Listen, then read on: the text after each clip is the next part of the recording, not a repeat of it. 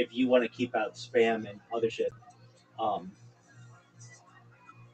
because I have some more liminal pools that are like amazing. I can keep just mogging the liminal pools and the liminal spaces chat because I have, or groups because I have incredible liminal space photos. word dog. Can you post AI pictures in liminal space? Uh, I'm pretty sure, yeah. I don't. One of them might only be real photos. I have no idea. Okay, so you just don't know. It's fine if you don't. That's okay. Um. Oh look. Okay. Because that video. It says no AI generated content. Okay. Content to another sub.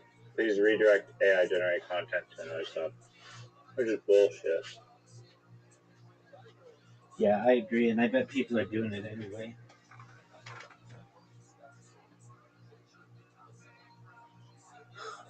Have you ever seen Tron? You said no, you haven't. So you want to watch the making of a movie without having ever seen the movie?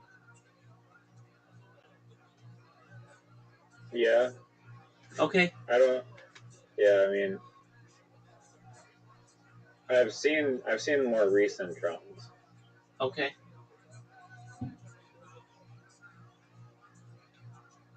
You want me to start? Can I start streaming it now? Yes, sir. Also, yeah, you're probably like hesitant to make like a Twitter bot that automatically posts or something. Is that why you aren't doing it? Oh, dude, I've made like 1,000 of those. Oh, Yeah. Yeah. The reason why I don't do that, so like my first bots were like that, and you can tweet like 10 times in a in a minute. They would tweet like 10 times per minute, and Twitter doesn't take very kindly to that because it just uses their API and annoys people. So then, and I'm sure you probably remember, I built a bot that just followed people. It was a follow bot that was very effective. Do you recall this? yeah, but they cap you now, Yeah, they do, which but is so annoying and stupid. they do. That's absolutely right. But they used. I'm the reason why they cap you, because you used to be able to create an account, immediately follow 400 people, and then create another account, and immediately follow 400 people, and create another account, and immediately follow 400 people. And I'm the reason why they capped you, or people like me. But I didn't know. I've never known anybody else to create a bot like the way that I created, and I was very proud of it because I would get Democrats who would be like, "Who is this right wing person?" And then I'd get people who are conservatives saying, Republicans being like, "Who is this left wing person?" Blah blah blah blah blah. And the only thing about which they could agree was that they didn't like me.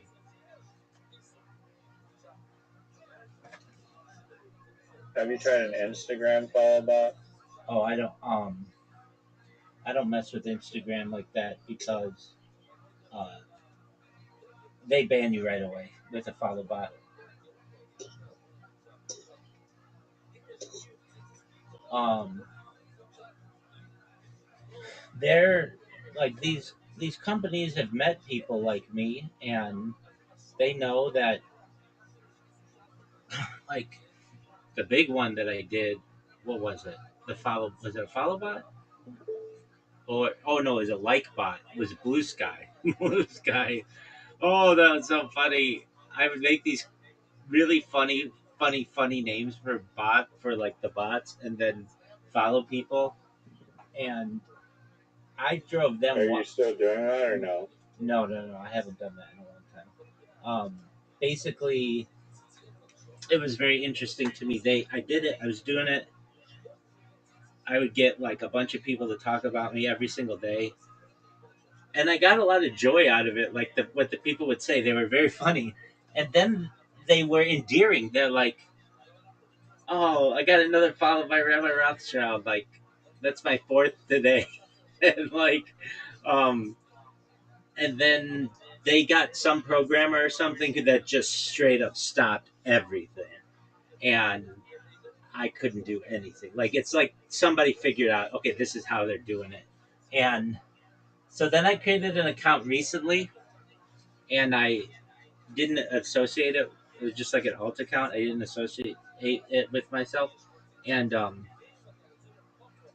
and I could see people were like, I really miss that rabbi. I really miss Rabbi Rothschild. Like it, yeah, it was annoying, but he was always the first person to repost um my content, and it was always like an extra like 35 followers a day, and just people talked really nicely about me, and I thought that was very funny. Okay, so I can just go through Facebook. Follow bot does not work. Once you hit like more than 10 followers, like immediately you trigger something and they ban you right away. um Instagram's the same. Everything under the metaverse is like really strict with that, because they've been doing social media longer than like almost everybody, so they learned that people would just sit there and follow just to get their follower numbers up, and they wanted to avoid that. So that's Instagram and Facebook and Threads. So I don't mess with those. Then there's All right, let's watch the documentary. no, I'm telling you everything. You asked a question, now I'm going to tell you. Then there's Twitter. I told you that. Then there's Blue Sky. I told you that.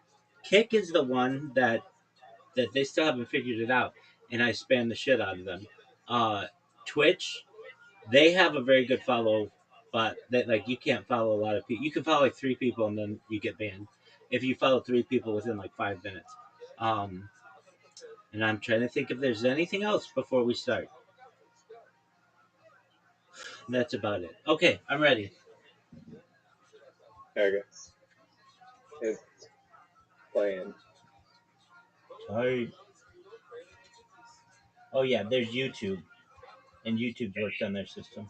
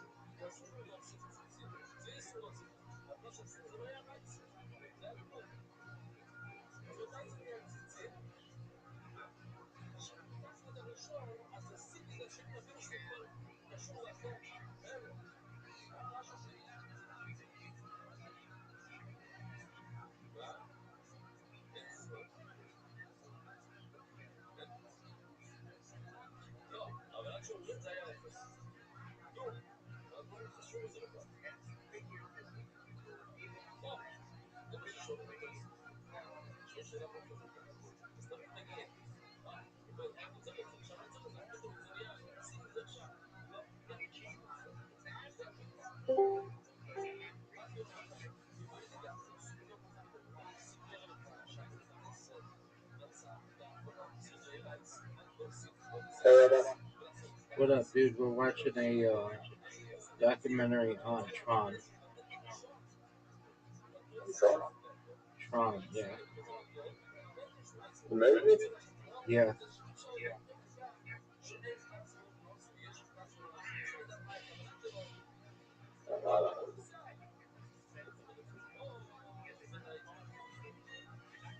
The yellow portrait? Yep.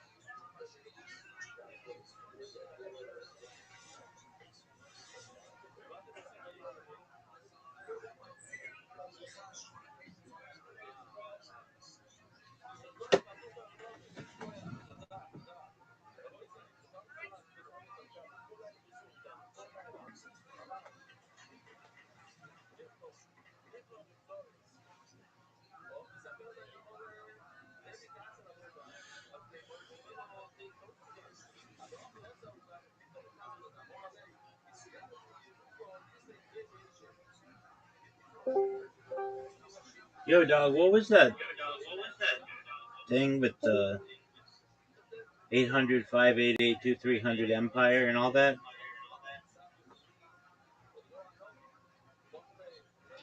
Riser.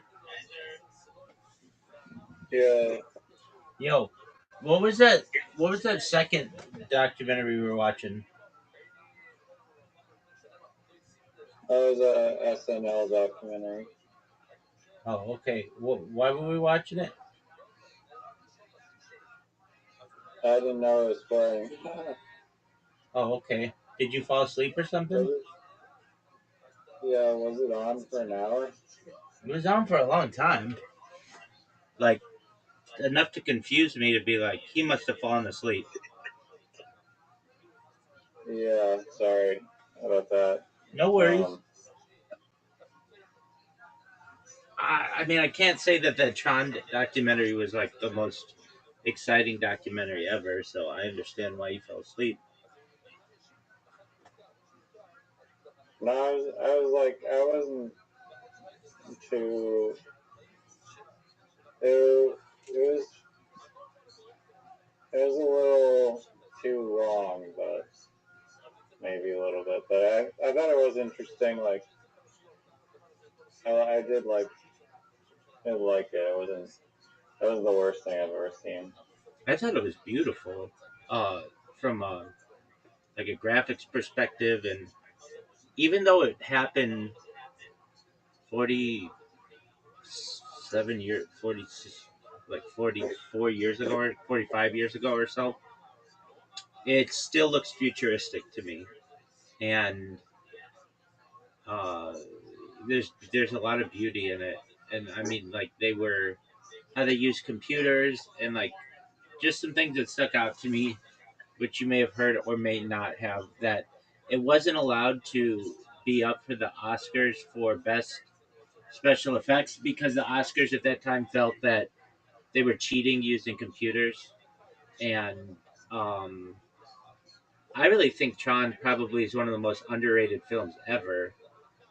That uh, it just hasn't really been that embraced by Disney. I feel either. I mean, they've done like the other Trons and stuff, but uh, they've never like doubled down. Like I don't know. It's like there could be a love story in it. There's the futuristic aspect of it. It's just a wild environment.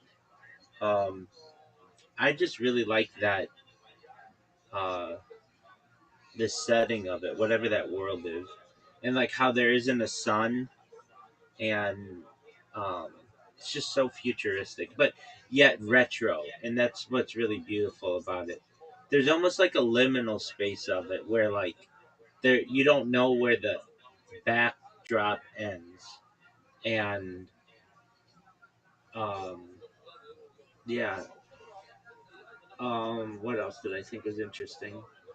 Well, the lady who was in it, she didn't own a computer till like for like 15 years later, and she was playing, or maybe like 20 years later, and she was playing a computer, and how they were doing that.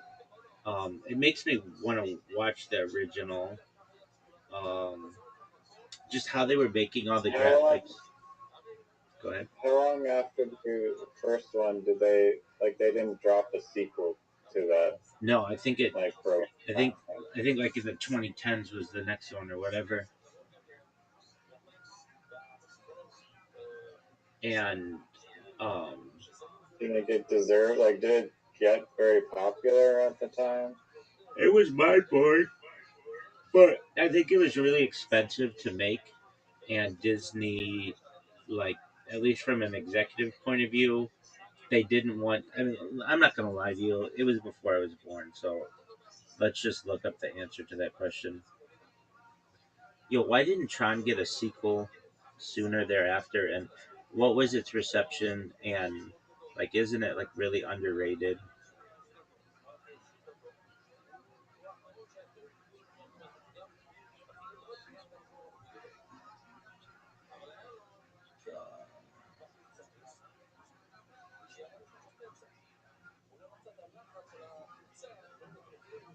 And one thing that the director said, like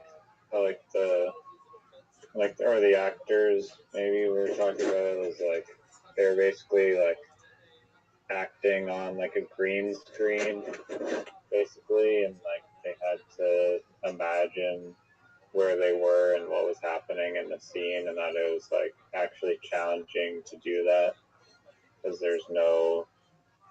it, there's no like reference points or whatever, but that was like one of like the first films to do that sort of work, or it wasn't like just like all shot live. But then in like the future, like today when they're shooting movies, I'm sure they're still doing a bunch of filming that way. So Perhaps. So Tron did not have a theatrical sequel for 28 years because the original 1982 film was only a moderate commercial success at the time, and Disney was in a financially precarious position following Walt Disney's death, lacking the stability to support a new sci-fi franchise. Tron Legacy 2010 was released to mixed critical reviews and underperformed commercially, grossing approximately 400 to 410 million against a 150 $170 million budget. It is widely considered underrated today because its lavish visuals and Daft Punk score were ahead of their time, but the film suffered from a thin plot, underdeveloped characters, and lack of thematic depth that failed to justify a direct sequel. Delayed sequel. Disney shifted the live action strategy toward remakes and acquired IPs Marvel, Star Wars after Legacy and the flop Tomorrowland made them risk averse. Reception. While Legacy was a cult following, its box office return was deemed insufficient for Disney's blockbuster ambitions, leading to the cancellation of Tron Ascension. Underrated status. Critics and fans view the Tron as visually stunning but narratively hollow film, but a narrow narratively hollow film that was unfairly shelved due to corporate mismanagement rather than artistic failure. So corporate mismanagement, not artistic failure. It seemed like like the designers were like, we would get executives who would come into the room and they'd be like, "Are you guys sure that you're going to be able to get this?" And they were like, "Oh yeah, we'll be able to get it." And then the executives would leave and they'd be like, "Boy, we hope we can get it because they have a lot invested in this." Um, so yeah, I just Tron, That's smart that they like did a little test of it. At least. yeah, Tron. Like there's also like they like there's a little bit of misleading. So like, oh yeah, we did like this little test run and everything was cool, and then in post production they really had to do like each frame like 12 different overlays of like different film, and it was like super time intensive, Right. which they didn't really factor in. It seems like it was like the first movie to utilize like real computer graphics in such a big way. Let's look at the first computer graphic movie, though. What is the first movie to ever use any kind of CGI? You know that it's like the one with like the hand scene. Vertigo, 1958, was the first feature film to use CGI. How was it able to use CGI in 1958? Featuring abstract computer generated spirals in its opening credits created by John Whitney using a World War II anti aircraft targeting computer. While Vertigo was the first to use CGI in a film's presentation. Other early milestones were Westworld 1973 was the first to incorporate CGI in the actual storyline, using 2D pixelated graphics to simulate the robot gunslinger's vision. Star Trek II The Wrath of Khan featured the first completely computer generated cinematic sequence depicting the Genesis effect on a barren planet. And Toy Story was the first feature length film made entirely with 3D CGI. So I want to see this Vertigo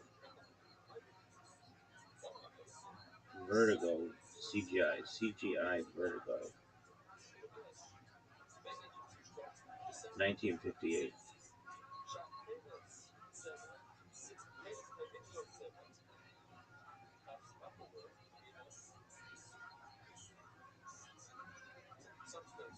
I guess it's the title sequence.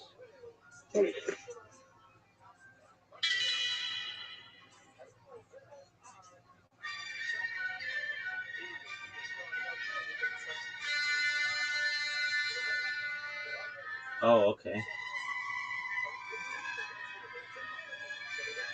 Oh, that's baller.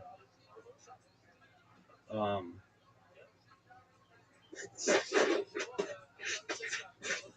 all right. Uh, in the meantime, like one of my favorite things to do is watch documentaries with you, and keep one eye on the documentary, both ears on the documentary, but also be drafting uh, like essays for publishing or blogs or whatever. Um, and the topics, like some of the topics that I use are things that we've discussed, and so it's interesting to be like, what do you call that discussion that we had? So the thing with toothpicks, remember how like I'm an advocate for ending the use of toothpicks in food? Yeah. It's called the latent hazard problem in ready to eat food design. Rigid fasteners in sandwiches and the boundaries of products liability doctrine. That's like how it is in a fancy way. Uh, and then I put in there like alternatives, reasonably accepted, like reasonably accepted alternatives or whatever was like stevia or like candy cane material. So I think that's baller. So you have assisted the world in becoming safer. I wrote a bunch of them that's just been bothering me. The attention economy and the governance of intrusion, rethinking spam and advertising, the utility decline of progress feedback, informational sufficiency, and epistemic duty in modern interface design. What is that? That's like, I can't stand when something is telling me it's downloading, but it doesn't give me a timetable. I can't stand that. The next is gatekeeping, opacity, and iterative evaluation. Rethinking finality in modern selection systems. That's just fancy talk for um, bans should not be uh, like forever, and gatekeeping shouldn't be anonymous. Next is shadow banning, visibility filtering, and algorithmic governance, a category transparency for digital platforms. So that's just like I don't like shadow banning. Next is permanent digital platform exclusion as disproportionate private governance, a private law analog theory. So what is this? This is you shouldn't be able to ban people for life. The next is the latent the ready to eat food thing. Then the next is moissanite and the reconfiguration of gemstone value, optical performance, market structure, and legal fiction and the legal fiction of diamond liquidity. There's a kind of stone, I don't know if you've ever seen it, moissanite, that is arguably more beautiful than diamonds. Diamonds are harder, but moissanite has more of what's called fire. Like it's beautiful. It's like really it's like a huge rainbow, and I think moissanite's going to be really big in the future. And then next is bodily integrity of the child toward a federal prohibition on corporal punishment in federally funded institutions. So basically, I think it should be illegal to beat your children. And then I published today two others, one accidentally, but it's fine. One is rethinking police use of lethal force toward a presumption against firearms and a duty to develop reversible alternatives like tranquilizer darts. I always talk about that. And then the other is platform due process and the governance gap in digital infrastructure.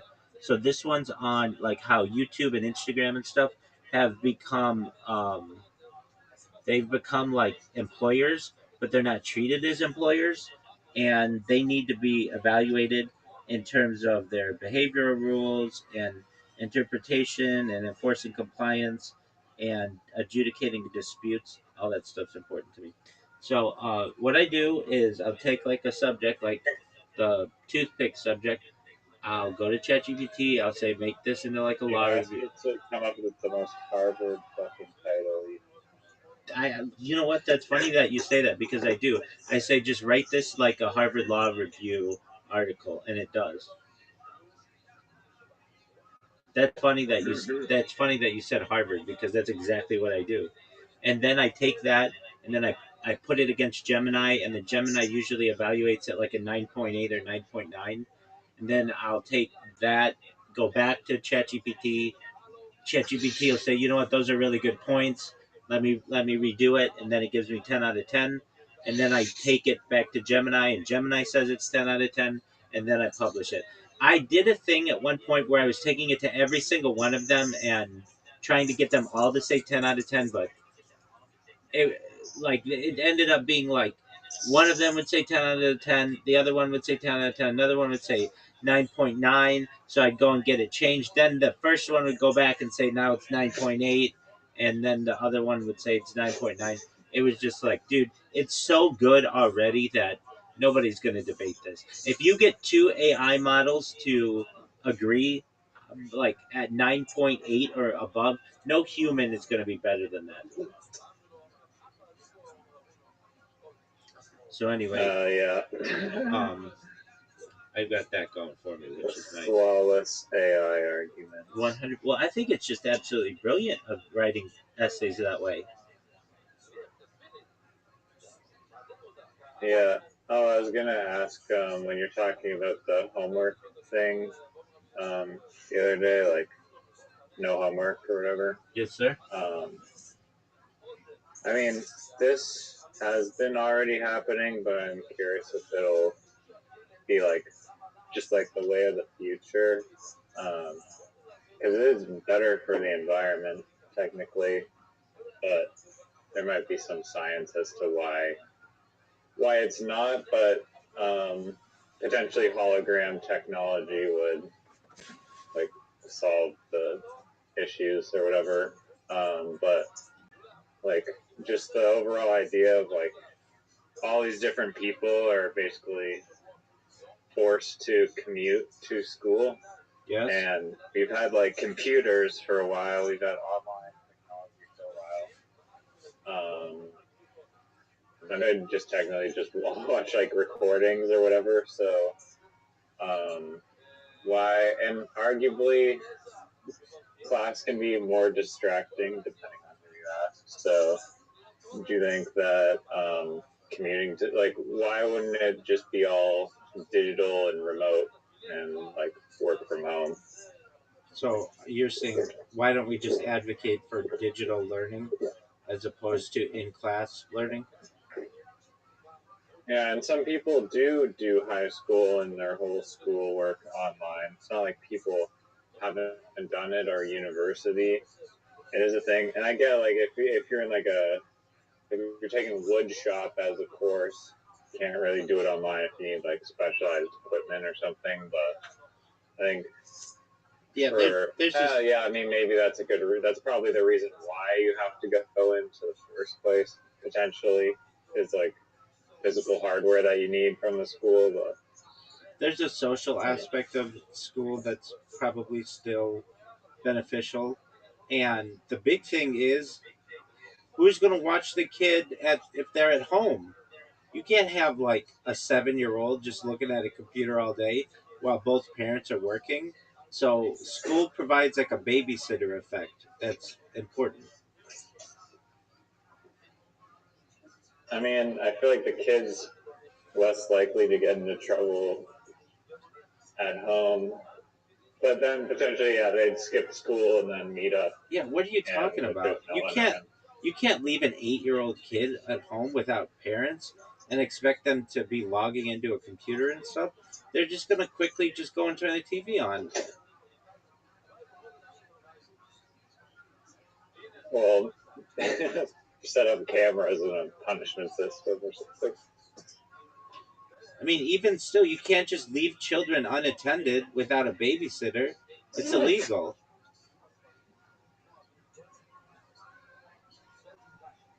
Yeah, I guess. Yeah. Like I that's mean, you could. It's not like illegal to do it, is it? it is illegal. At least in California, I think it's 12 or 13. You cannot be home alone without a guardian or parent or an agent of the parent, basically a babysitter, or Isn't that or not like or a sibling, practically possible? or a sibling, or an older sibling. What were you saying?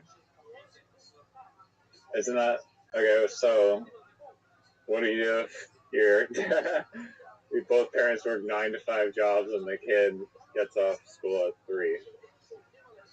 Yeah. So usually, what happens is, I think it's like there's some kind of window where like a child is allowed to be unattended for a certain amount of time, but in that kind of case, you have after school care.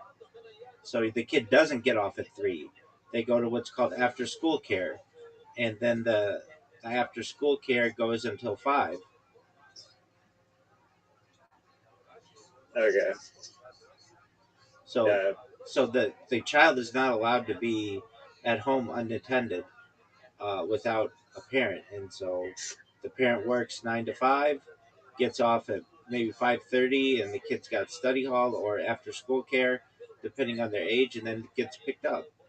But that's so they're not home alone. I mean, do you necessarily agree with that though?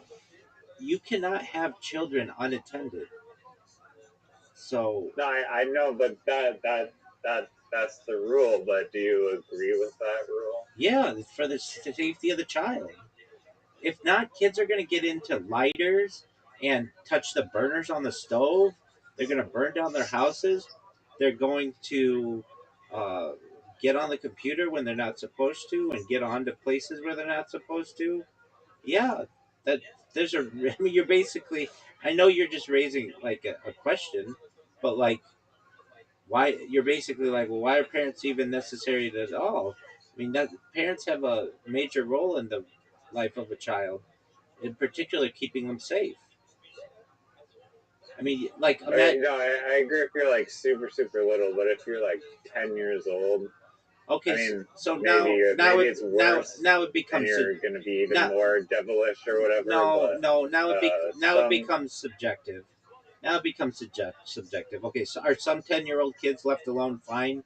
Absolutely, but that's why they draw the line at 12 or 13, and um, that's more a modern innovation because when I was a kid, you could be left alone at any age, and your parents might get a like if something happened to you, they might get a visit from Child Protective Services, but chances are, if it only happened once, they weren't going to take you away. But today they would. They would consider that to be a lack of supervision, and so the way that it works now, especially in single parent homes, is a child has to go to some kind of after school care until whenever the parent gets home. And that isn't to say that sometimes parents just neglect their children and then the kid gets taken away and put in foster care. That does happen too regularly. But generally, a parent gets up maybe at 5, gets the kids clothes together and everything. The kid's up by 6. The kid hits the bus at around 7. The parent goes to work and has to be work around 8. Parent works 8 to 5:30 or so. The kids at school from 8 to 3:30. After school, the kid may take the bus home if they have someone to watch them at school. Sometimes they go to a friend's house.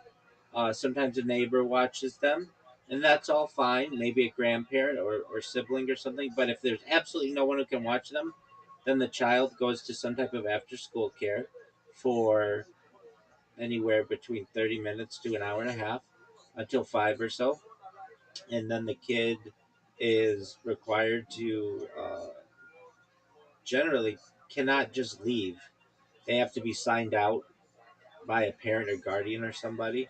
But under certain circumstances, especially in some areas in some states, the laws aren't as strict and the kid can walk home.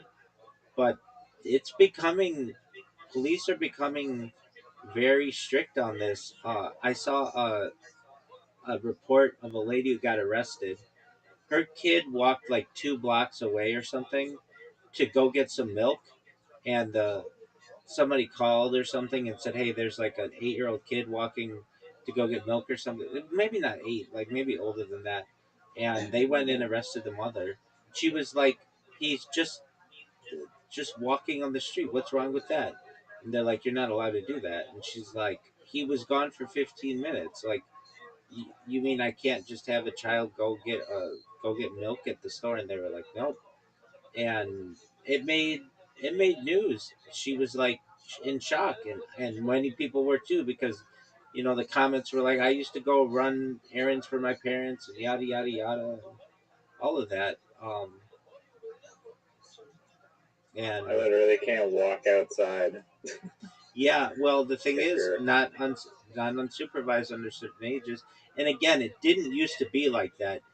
The idea, I mean, you used to just be outside until the streetlights came on, and then you come home for dinner. That used to be the rule. but uh, or, I shouldn't say the rule, but tradition. And now police many times don't have anything to do, and people are very suspicious of what's going on and don't want to see children unattended, and the police are very strict on these things. So uh, and then child protective services gets involved, and then there's a very good chance you can lose your children, and then you have to go to court and maybe get an attorney to go fight back for your children. It's a terrible system. The system many times will take a parent will make a mistake, like whatever, like you had your kid go get some milk and was gone for 15 minutes or whatever, and the state will take that kid that was in a loving home with a loving parent or parents and move them to foster care where they could be abused, they could be molested, all kinds of things, and think that that's a better system for them, and it absolutely is not. And the parent will fight extremely hard to get their child back with good reason. There's no multi-strike system. It's like you let Usually, your child usually, outside yeah, get usually there taken. is some type of multi-strike system, depending on the severity and um, whether the state sees the parent as being a danger to the child. Like if the child is complaining about being abused, uh, the state may take the child on the first go round. But if the state evaluates the child and sees it, like they evaluate a few different things, like is the child, do they have adequate nutrition, do they have education, do they have a comfortable place to live, do they have a bed, do they have clean clothes. If they see that those things are being addressed, then there's a far less opportunity that they're going to be taken away. But if the state sees that they are malnourished and that they're dirty and that the house is dirty and that they aren't going to school, then there's a good chance that the child will be taken away. And there's even uh, the opportunity or the potential that the parent will be taken to jail for child endangerment or child neglect. And so that's why when you're a parent, it's like of extreme importance that you take care of your children. Do you think high school could be automated online? Well, in many ways, it already is. At a high school age, you're already 13, 14, 15, 16 years old. You're allowed by the state to stay at home alone. And uh, do I think it's beneficial for the kids? I think it can be much more efficient, but it's terrible for social interaction. And um, I've met kids who were in here and they're like, yeah, I went to school online or whatever. And they talk, many of them say bad things about that they didn't develop friendships, they didn't develop relationships, they feel awkward when they're, interacting with people in real life. They just missed out on a lot of the social cues that you get when you are dealing with people one on one in real um, in real life. But I do think that there's some benefit to uh, the avoidance of much of the drama that can happen in schools, and but I mean that's where the fun. That's where being with your friends and stuff. That's fun. Playing sports is fun. Uh, Talking in the lunchroom or whatever is fun. Recess and breaks, those are cool times. You build bonds. You learn about people. You learn about behavior. So, like, there's a lot of learning that takes place outside the classroom too. I mean, you if you're doing all your stuff online, you need to like substitute the social aspect with something else, That's true. like I, other social that's true. environments, I knew a lot of kids not growing up. just I don't know go outside anymore. I knew a lot of kids growing up in usually because of religious reasons they were homeschooled, and those were some of the smartest kids I ever would deal with, because their parents, or like their usually their mom, was able to get everything done in like 2 or 3 hours that would take you the whole school day, and um, to ensure that the kids got adequate social skills. They were involved in sports and extracurricular activities. They were taking music lessons. They were still interacting with kids, but they just did not have the they just weren't in the school. But those kids did not have the same friendships that the other kids had built, and so many times they were seen as outsiders. That eventually would wane, and they would be seen as part of the in group, but it would take time. Just the fact that if some kid says to you, "What school did you transfer from?" and they just say, "I was homeschooled," immediately there's like this confusion. But if I had children and I had the means, uh, I would absolutely homeschool my children and then get them involved in other activities. And at least when they were young, um, much of, I mean, I've seen it as a teacher. Much of what you do as a teacher is ensuring that other kids are doing what they're supposed to do, and that could be a waste of what what you want your child to do. Um, like for instance, even small things, like for instance, taking of attendance. Okay, so we have to take attendance every morning, right? All right, so let's say there are 30. And sing the national anthem Yep, and and listen to announcements. that's all true, absolutely. So that's like 30 minutes worth of stuff that you're doing, that if your kid is at home, they don't have to do any of that. Their attendance is there. They don't have to wait to hear, you know, uh, the A's and the B's and the C's and the D's and the E's and the F's. They don't have to go through the alphabetical list of kids' names.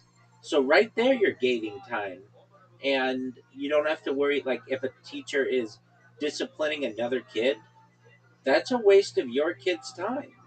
If the teacher is even just like needs to needs to go do something, maybe needs to talk to another teacher, then it's just a waste of time, and the kids are just going to be whispering and doing whatever.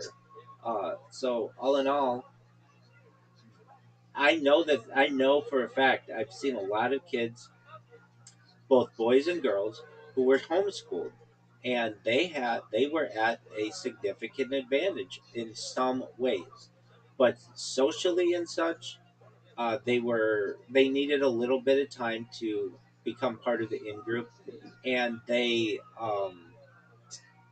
I knew some kids who were homeschooled for all 12 years of their school, and they um, you would expect them to be like the smartest kids in the world, but they were kind of just I don't want to say average, but like they weren't like extremely smart either. Like there's a certain level, like you're gonna be as smart as your parent is, and if your parent isn't like overwhelmingly smart, well, then your kid probably is not going to be. That's where school can make some differences, because you can get some teachers who are extremely smart and can teach those kids more than just what the parents can do. But in terms of the attention that the kid's going to get, there's nothing better than uh, homeschooling. Yeah, I mean, it's like a one-on-one tutor. Do you think that taking like a complete university course online, it's just like very like easy to cheat and get through it that way? Yeah, I do, especially with AI now.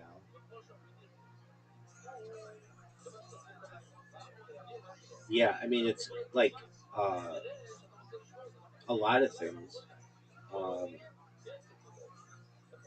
I mean, I put out like I'm not allowed to publish them because I can only do two a day. But like these blog posts, I put out like 10 Harvard Law Review like really good articles that could be published in Harvard Law Review today.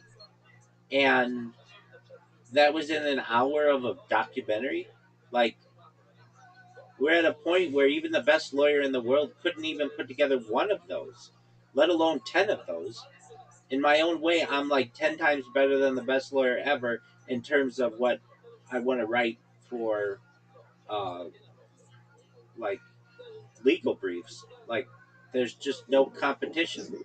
So, if you're looking at uh, doing, if you're looking at doing any kind of written work, it's really very easy to cheat. Now, I've seen what schools are doing now, and I did this as a kid. We had oral exams where you had to discuss the topics orally, and I see that's what schools are doing now because so many kids are cheating with written exams. And Like oral, they force you to do a test in person instead of doing it online. yeah. So the way that it worked with when I was in school was the uh, the teacher would ask you a question on a topic, and you had to answer it orally. You couldn't look at any books. You had to prepare yourself as best as possible, and there was nothing written, so you had to be able to convey the answer to the teacher from memory, and uh, that's how it's being done now because there's really no alternative.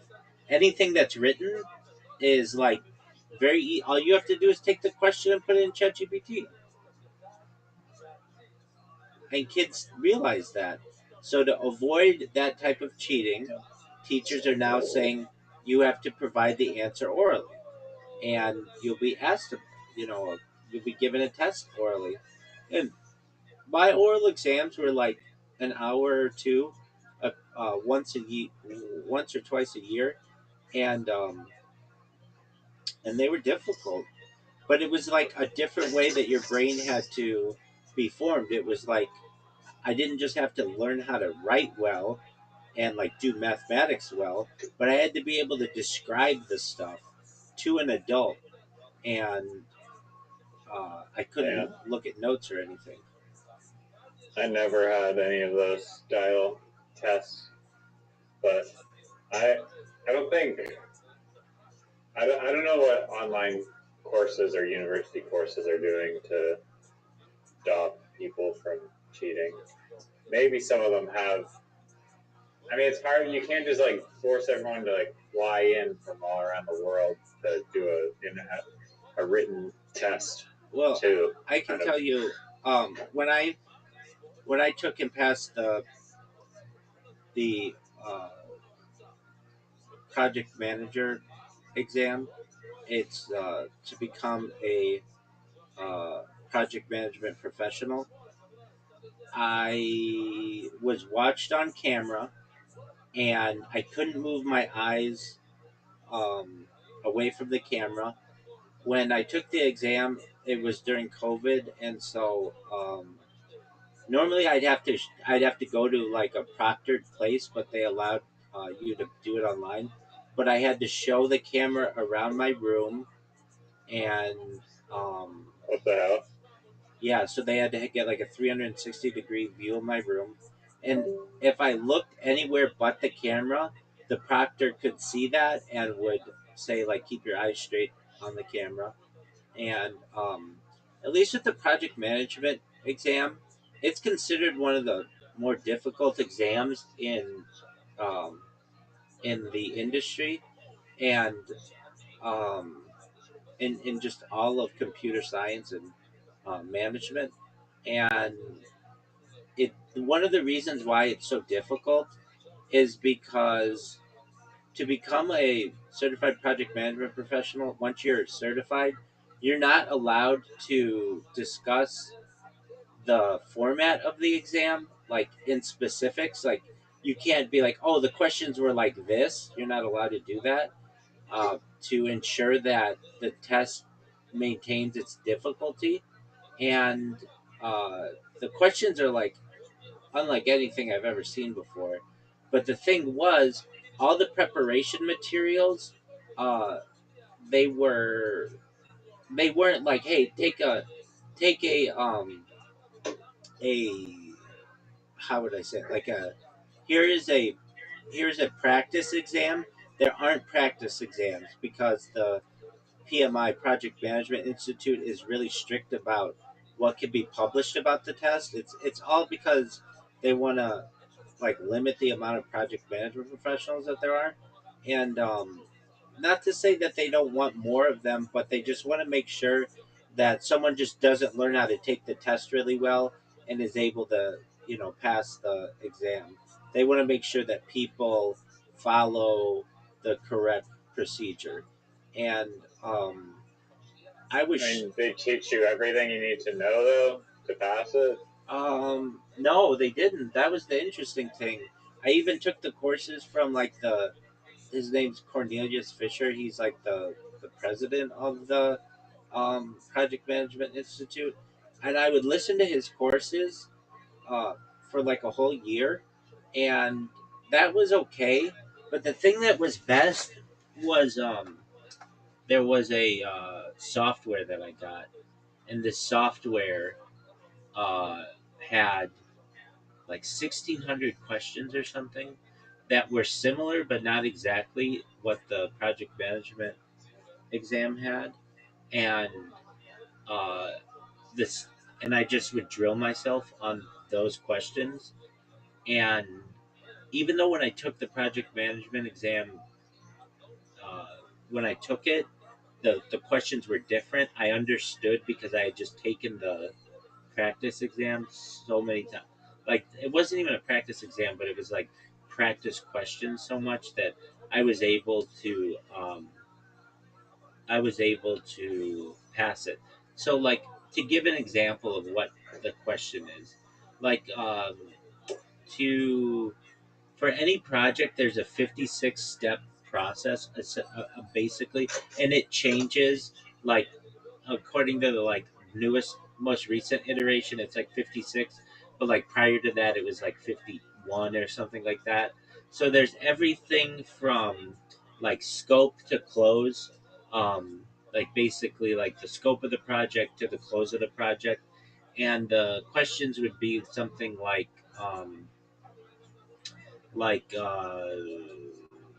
well, okay, so um, I don't know. Sally is has a project for developing a kind of software, and has a proposal to her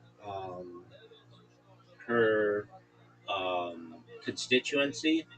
Uh, what what does she have to bring to her organizational meeting? And you'll have like a list of things. Like some of them would be like the scope, the the people involved, the Timeline. exactly that kind of stuff. But one of those things will be like incorrect, like it shouldn't be in there, and the proposal, um, and like that's how they would throw you off. And uh, the preparation test that I took, um, that was really good at doing it. But I would, if I would have just listened to the the podcast like the whole time, I still probably wouldn't have passed it because it just wasn't sinking in. Like I guess that was the thing too. It wasn't sinking in that much to me. But keep in mind, I was running a business at the same time, so I couldn't really focus on it. I was like managing employees and stuff, and this is just something that I did in my free time.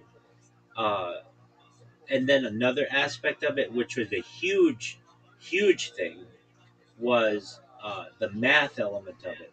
So there's a huge math element of it, huge in preparation, huge. It's supposed to be like 33% to 50% of the test is math. And then when I took the test, I found out. Oh, and the other thing was it was a lot of it was like 50 or so equations. Like the equation part was really in depth. And then when I took the test, I saw there was no math on it. And it was like, no flipping way.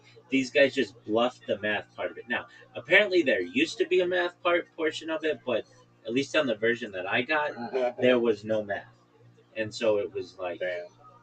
I could have been really bending over backwards to do the math part, but I think they just got rid of the math part. But it was unlike any exam that I have ever taken, where they were so strict on what I could do on the test. Like I've taken tests at um, locations, and I've had proctors before, but never was the proctor like you can't look off the screen for more than like 5 seconds, like, or you would be disciplined. It was like, wow, this is so Big Brother, but they, and then like there couldn't be anybody else in the Did room. they provide the camera, or was it up to you to have 24 cameras going 365? No, no, no, I'm already perfectly set up. How many no. angles do you need? Yeah, no, exactly.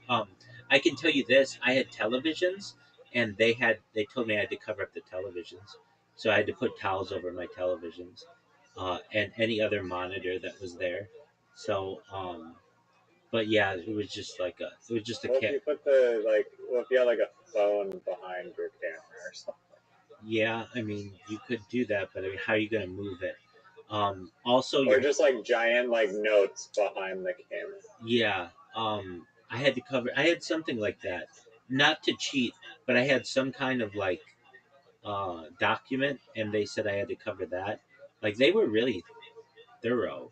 I had to cover the televisions. I had to like turn over some notes or something that I had that wasn't even related, and it was just like a pamphlet or a flyer or something.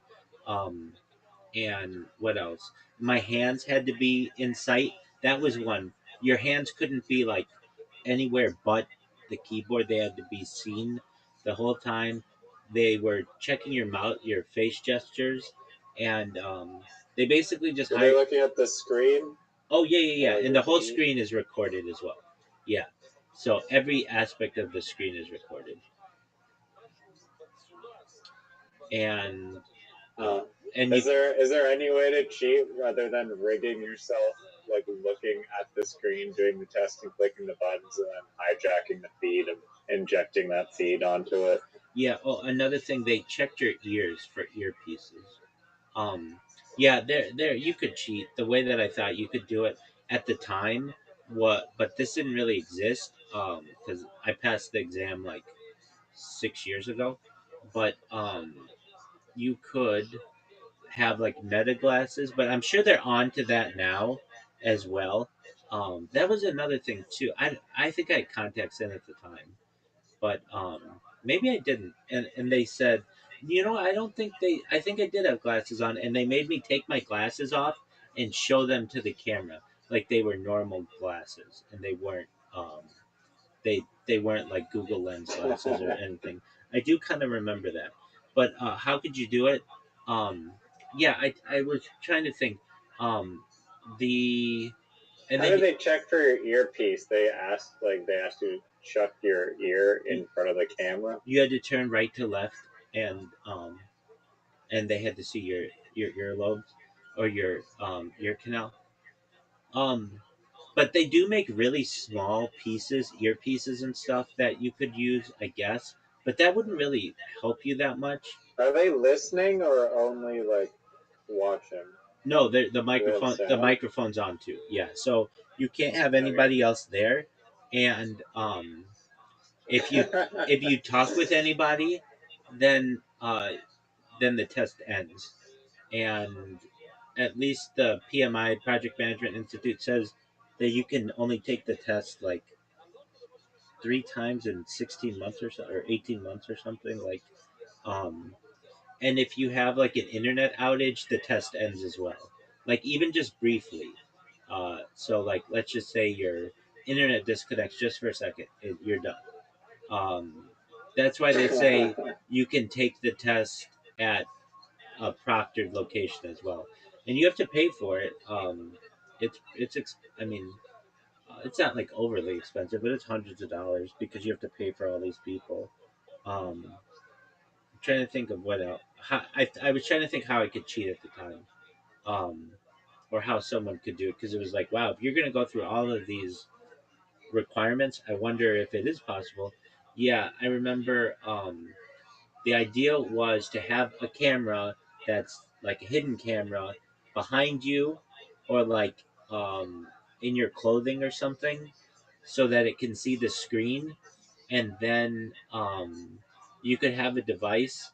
Like I've seen this happen in like Las Vegas documentaries, that basically haptic feedback to tell you which A, B, C, or D, whatever to whatever choices, and then to move on to the next question.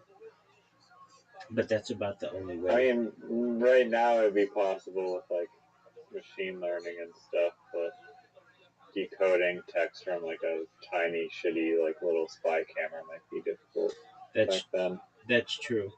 And I mean, Or it this wasn't that long ago you took it, right? it was like 6 years ago.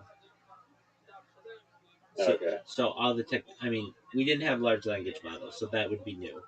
Um, and they change the test every like 2 years or something. So I'm sure it's different now and it's more difficult. Um, and especially with LLMs, that's going to be the first thing that they're going to do to make it different. Um, and there was another thing too. You had to down. Oh yeah, yeah.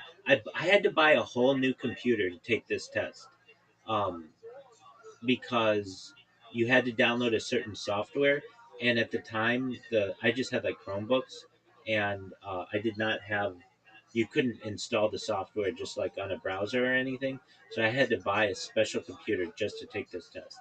And because the software locks up your whole computer and gives them the ability to be able to view it. It's like a thing that like you restart your computer, and the only thing you can do is use this software. You can't use anything else. It's very nerve wracking. You're like hoping like your internet is fine. You're hoping nobody knocks on your door. I remember when I took it, I put signs all over the house to all my roommates: do not bother me, do not bother me, for like the next 3 hours or whatever. And when I passed, you find out you pass right away. I was yelling and screaming and running all over the house like Macaulay Culkin in Home Alone. I was just so happy because it was like, I'm official. I've been waiting a whole year to do this, and it was a great feeling. I remember I emailed all my rabbinical colleagues, and they congratulated me, and it was just a really great. It was a really great feeling, because it was just like a difficult process, and I just remember being like, okay, well, I bought this computer, and now what? Like, uh, I mean, I still need it. I didn't need it anymore, but I mean, I used it. It's a computer that I still have right there. But it was just interesting to me that like you had to really prepare for this thing. And it was a test too that, like, some tests you can just go in and take, and if you're smart you can take them and get them. This was not that kind of test at all. This was a test that was very technical, and um, you had to know how the questions worked, as opposed to just like it being logical. That's what I recall. um, and and then once I took it, it was like all that information was just like drained out of me. I didn't need it anymore, and I could go. And then like right from there, once I got that certification, I had jobs pouring into me, because once you have that certification, it's the highest level of a project manager, and everybody wants when they are looking for a project manager, they want a PMP, which is like the thing that you can put at the end of your name and everything. And I had jobs lined up, like I had my pick of the litter for positions, basically, and recruiters who, because like it's a lot easier to get somebody hired if they're like a PMP. It's like the difference between like a medical doctor and like somebody who's just like who doesn't have that certification or whatever, that distinction. So I Did you work on any project management jobs? Oh yeah, for like that's what I did right before I did. I streamed one entire year of being a project manager on this stream. Um, that was the first year. Yeah, I worked in healthcare, and I worked in uh, with like I don't want to say that well, like let's just say like the biggest retailers in the world, and also what other projects? I completed a really big um, project for Israel, and um, The country? yeah. So basically, the Israel was transitioning to um, integrate with this organization, a very like a huge company, and um, we needed to like standardize all their practices, and we had like a timetable that we had to meet, and uh, I was able to like so fortunately I did such a good job on this um, and on this project and the delivery everything came in just perfectly. I even made videos like I'm like I can't believe that I that this project is going to have such a big effect for Israel, and um, everything went so smoothly. Um, and like when you're dealing with like an Israeli client, it's a little different. I mean, everything's different, but like even just like the thing that like stood out to me was like of course English is left to right and Hebrew is right to left.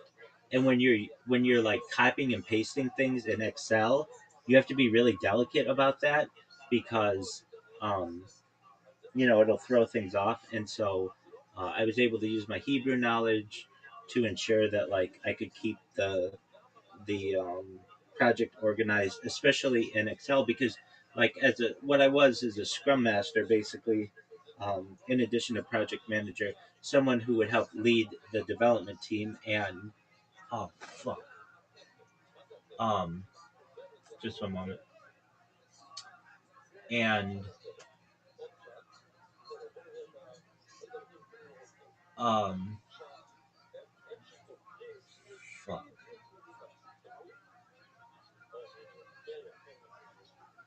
And I was it's not like you're doing it by yourself. You have like 30 people watching you simultaneously to make sure that all the changes are made correctly and that you're leading it professionally and everything. So um, I just recall like that I did that really well. And then I also I led a project for Canada. I was like a North American uh, ombudsperson. So I did a nursing project and a healthcare project, but like primarily for like it was primarily healthcare. I had this. It was a Israeli integration, and then I did a project for some European stakeholders, Middle East and Europe. That's known as EMEA, Europe, Middle East, and Africa. Yeah, did I say Europe? I meant Africa. Europe, Middle East, and Africa. So that's known as EMEA. And then I had uh, more technical projects, software developed projects with North America and consumer goods, and then a Latin American project with Argentina.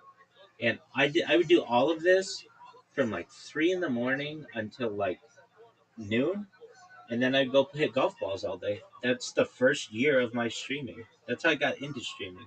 I would do my um, work, and then after work, I would go hit golf balls, and I would want to see what my golf swing looked like.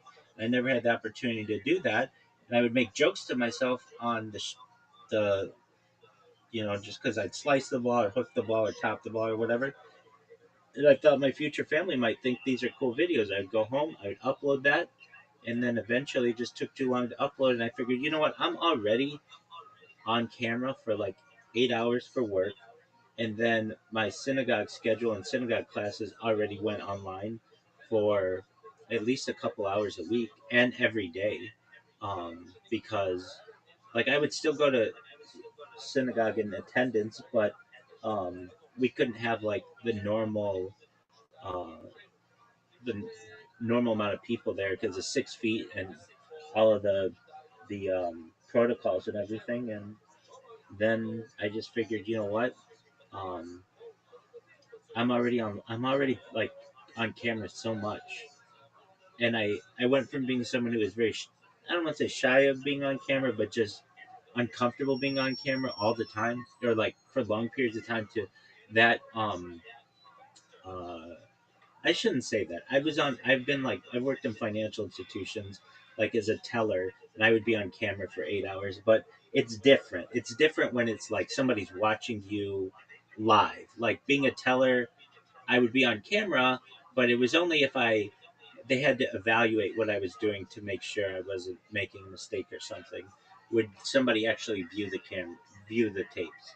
But in this case, you're being watched live, and um, then I didn't really know how to do the whole YouTube thing, and it was like fall of 2021.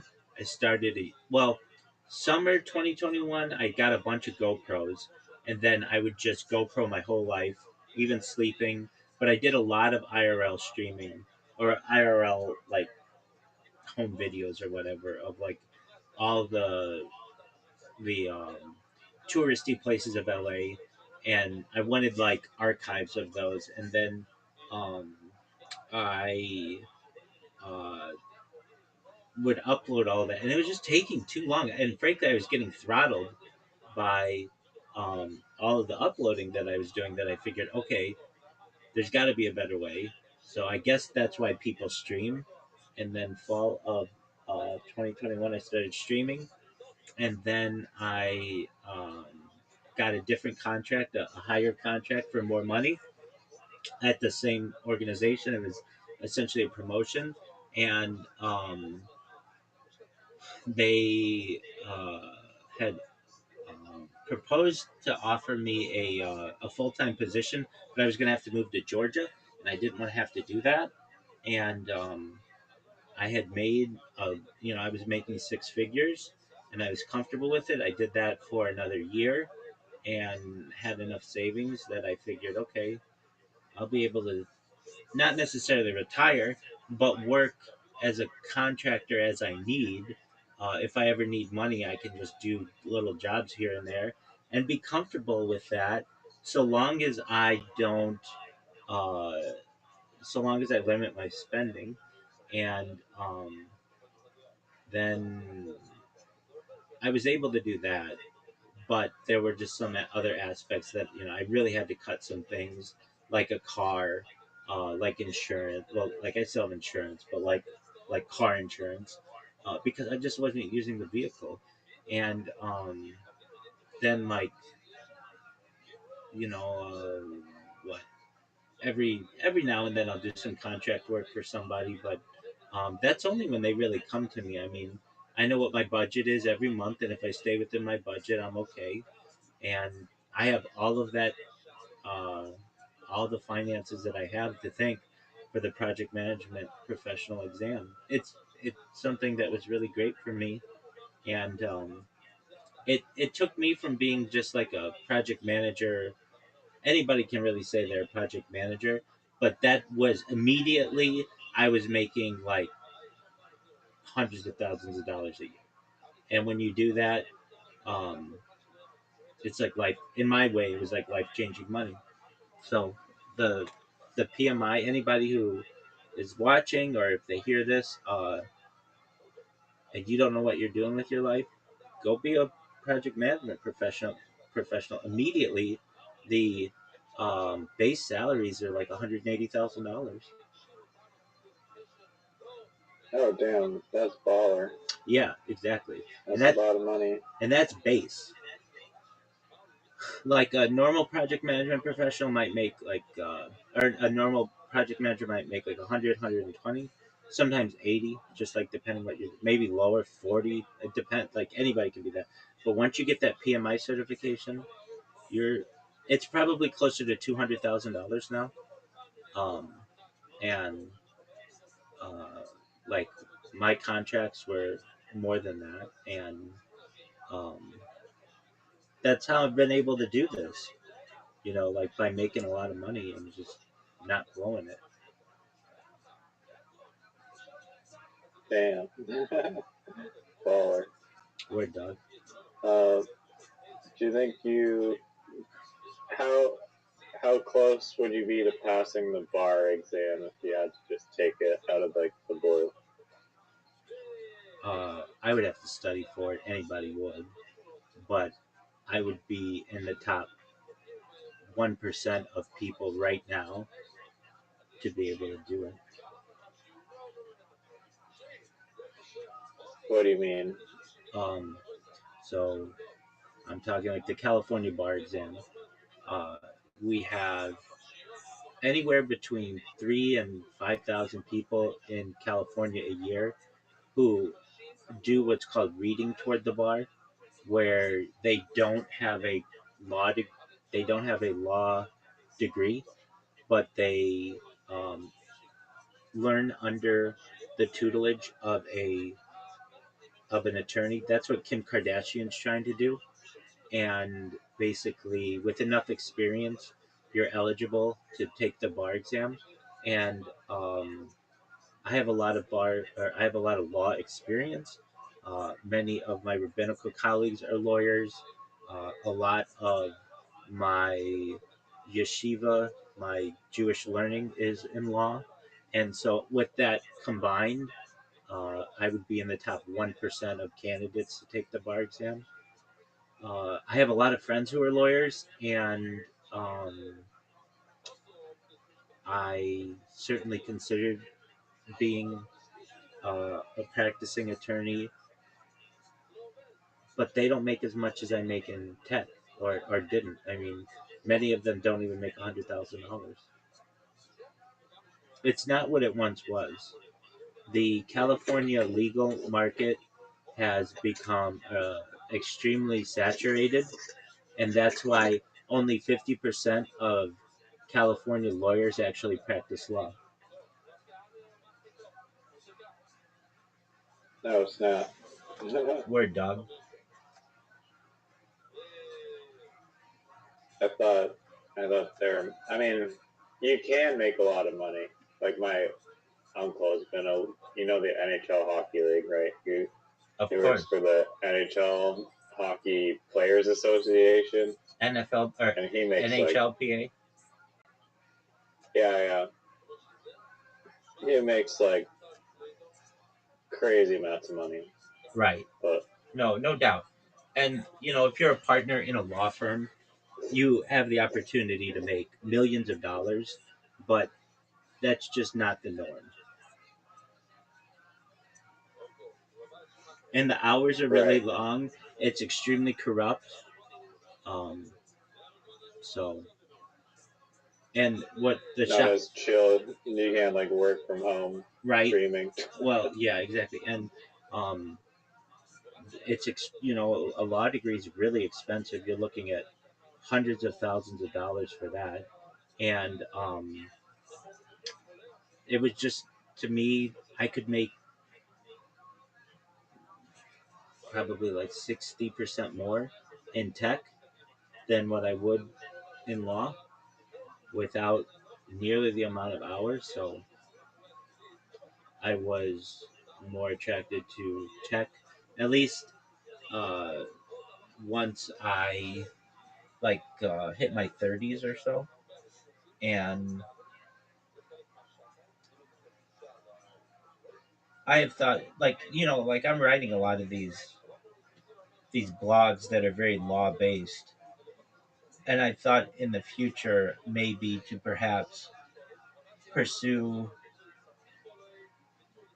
a law or like the completion of a law degree. But I don't know if I would want to practice. That's just a lot of work. But what I would like to do is be like a uh, someone who would write law briefs and perhaps even teach law as well. I've known a lot of law professors, and many of them get burnt out in practice, and then go to teach, and it's way easier. But that's not what I would want to do. I mean, that's cool. I might do it for like a year or two, but I know this sounds like strange for me to say, but I'm going viral. And when I do, I'm not going to have time to teach. I mean, like I might teach business course here or there, or a law course here or there, but it's like I'm going to have my whole life's like going to be archived and it'd be like a giant celebrity. Now, is that necessarily true? If I do this long enough, it's it's as inevitable as anything else is, and I look forward to that day. Yeah, one of my favorite YouTube channels is just like this criminal defense lawyer from Canada, but he goes over all these different law like cases that are going on, and I just like hearing about the interesting cases. And he's done all the bullshit work to understand the way like the law works. I just get to hear it all Exactly. without doing much work. Other than the like Reddit like interesting ideas subreddit, because I love Reddit now, and Because why do you love the Reddit now? Why do you love Reddit now? I just didn't give it a chance at all. Right, and who talks about it like nonstop, including the fighter and the kids subreddit? This guy. I mean, it's pretty. It's like Instagram almost. Like it's pretty damn major app. I It just it is. was not using it It's before. the heart of the internet. I joined the miniatures subreddit today, which is like I'm in it. people I building know. like I know exactly what it miniature. is, my friend. If it's a subreddit, I'm in it. I'm in like everything. The only ones I'm not in are cat ones. Not because I don't necessarily like cats, but there are so many cat ones. But I am in some cat ones. I'm in like the black cat one and the Maine Coon Maine or whatever, the really big one. And I'm in all the animal ones like lions and tigers and ligers and bobcats and leopards and all that stuff. Anyway, you were saying. Yeah, this one person had the idea of like like I it doesn't really make sense at all, and it's not a good idea at all. But for whatever reason, it's like it was super outvoted, and it was just like on airplane flights, like instead of having like a in-house movie that plays, we'll give them the benefit of the doubt that it was like the days where like you couldn't even pick your movie. It was just like one blanket movie for the whole plane. But they're like, yeah, there should be like a university professor, and the university professor should like give like a lecture for like the plane, and then they could like get paid and get like a free flight, and then everyone could like learn about some random thing, and it would be great.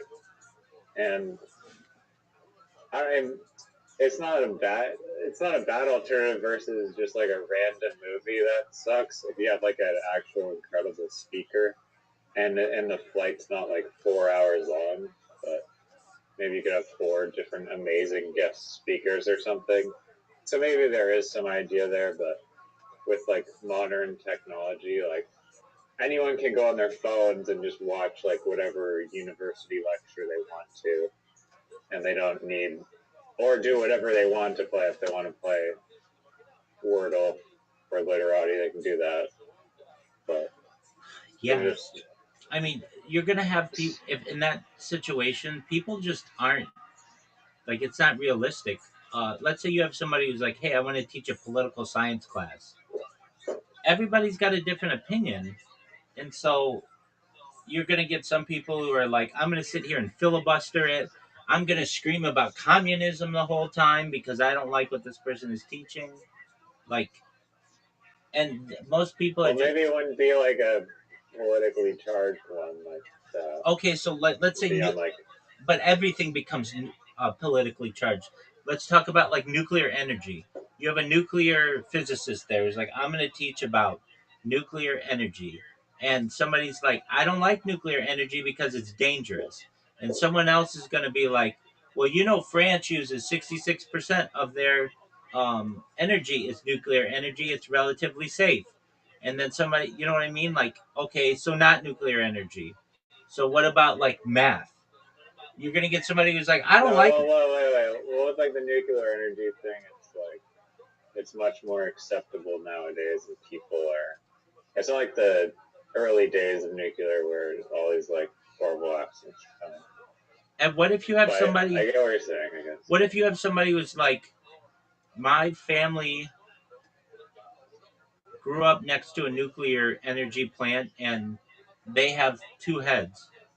You know what I mean? Like you're gonna have people who are gonna try to make arguments, uh, drawing at people's emotions, and that might be an issue. I'd be like, we're just looking at the science of it, and feel free to read the newspaper. I don't know. Well, okay, so you would give people the alternative to read the newspaper?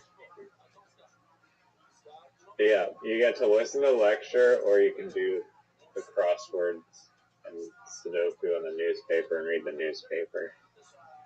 Okay, why do people? So you think this is a good idea? No, I think it's a well. I think it's a horrible idea if we're assuming that it's like this day and age where you can just like, or we have phones. But if it was on like the early days of airplanes where it's like just one movie that like is like rated PG or G because there's kids on the flight, so we have to watch G rated movies or PG movies.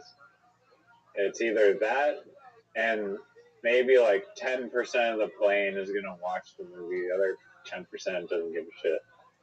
I mean, it's either that or like a TED talk from like a really super dope person. I think there would be some people. It would be more of a fair like argument of like which one's better, like an awesome thing to learn about or just another movie. And I don't. It wouldn't be like unanimous, but it would have a better shot. Okay, and uh, I mean, but like, aren't we? But also like the problem with it. I mean, this one specifically said like university professor talks, which like if you're actually taking from that, I would just broadening it to just any like speaker. But if we're just going like university talks, it's like you can't just like go and just inject people with like third year engineering courses. Like they're gonna just be like, what the fuck is this? Right. Like, And what if they don't speak English?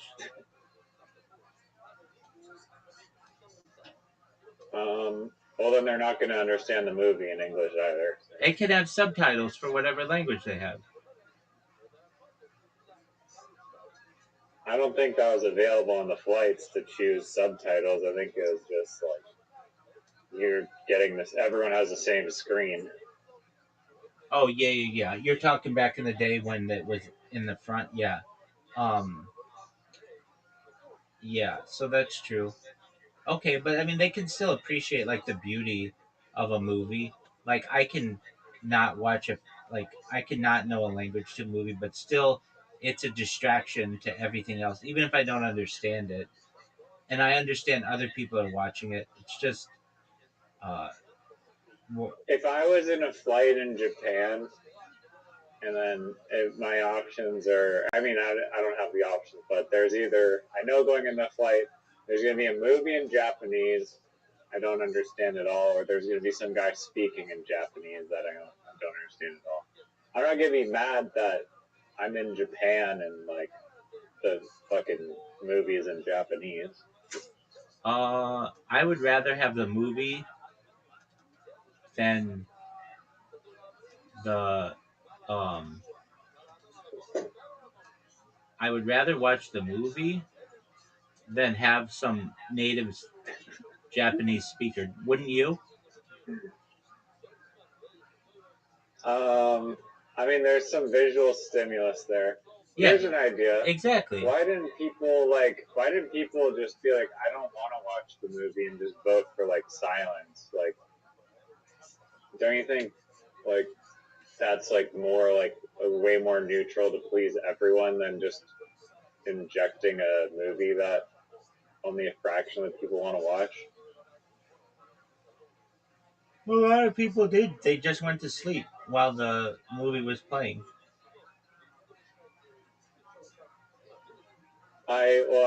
I have very hard time sleeping on an airplane, especially with like noise and stuff.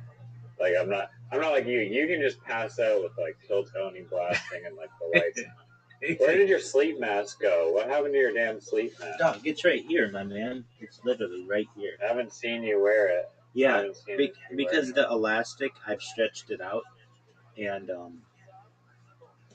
I um, like I keep having to tie it tighter and tighter and tighter, and um, oh man, yeah, I mean it's just like a thing. Like when you use it, I mean I use it all the time, and I'd wear it was like a hat. Um, but my like beanie works just as well. It protects my eyes, keeps my head like um, I mean like just like keeps my head or my eyes covered. It basically does the same thing. And so you just wear a beanie now?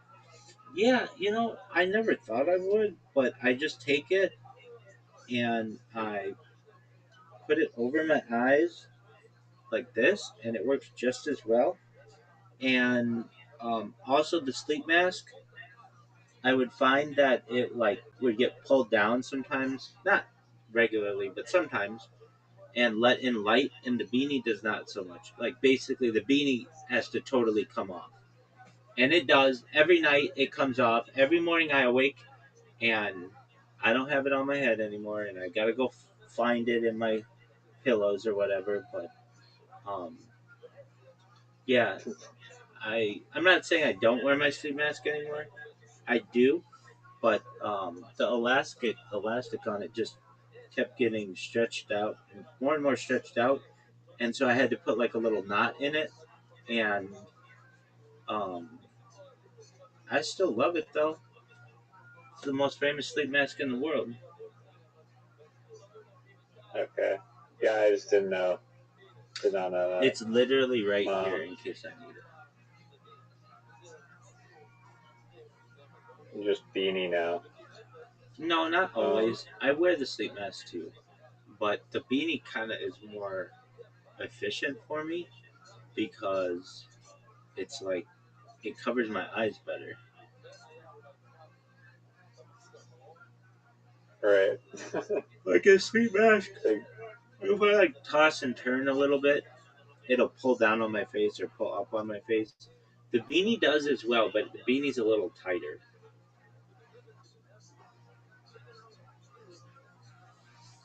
Do you wear sleep masks? Word. No, I've never worn one. Dog, I didn't. But I don't sleep. I don't have lights on when I'm sleeping. That's true. If there's lights on, I probably want one. That's true.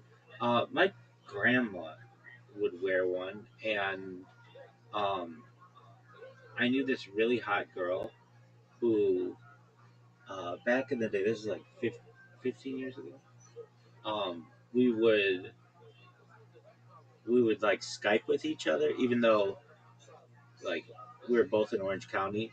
Um, she lived in like another part of the county, and at night before bed we would like Skype each other, and she had a sleep mask, and I would make fun of her because of it. I'd be like, my grandma wears one of those. She's like, I didn't realize it, but like you get a much better sleep if you wear a sleep mask because you get more REM sleep. And I didn't really take that seriously until maybe like 5 or 10 years later, and then I would have sleep studies done because I have sleep apnea, and uh, one of the things that the sleep doctor told me is that like it's really important to ensure that you keep your eyes in a dark state if you want to prolong the amount of sleep that you have. So I was like, okay, cool story, dog. Um, so I used sleep mask a little bit, but then when I started streaming and I had all these lights going, it was like I had to have something to block my eyes because if not, I'll be taken over by the blue light.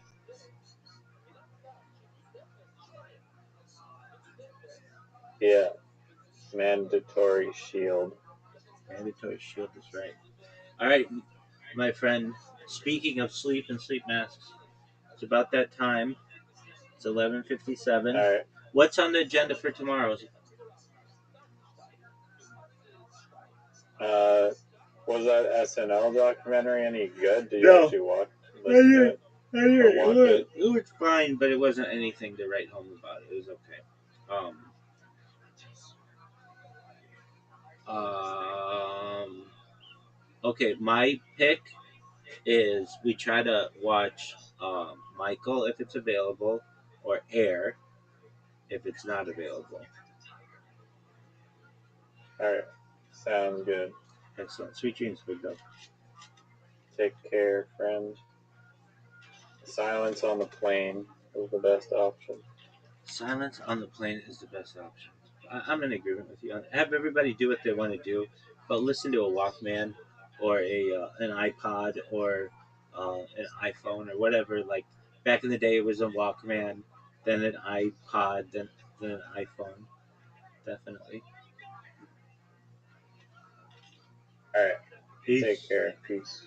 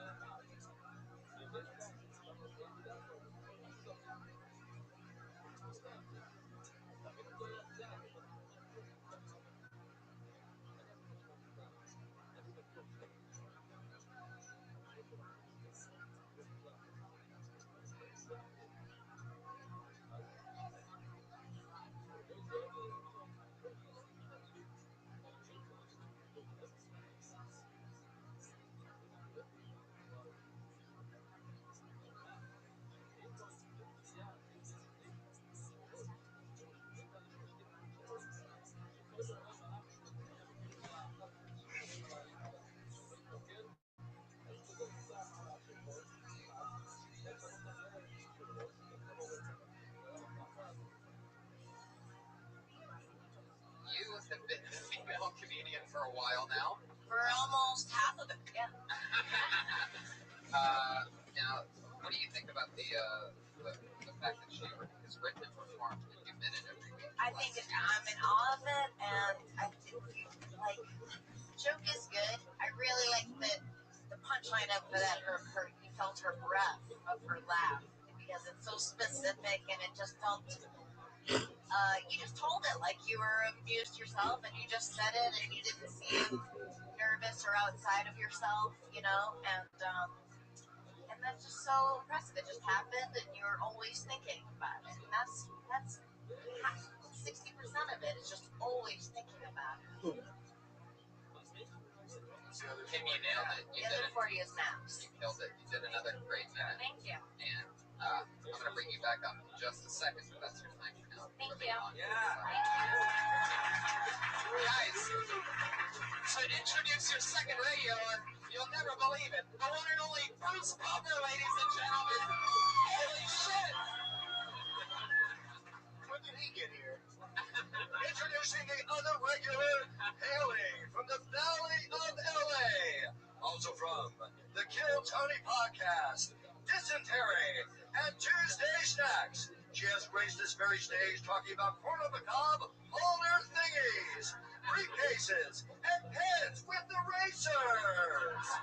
Ladies and gentlemen, it's Sarah Princess Shane!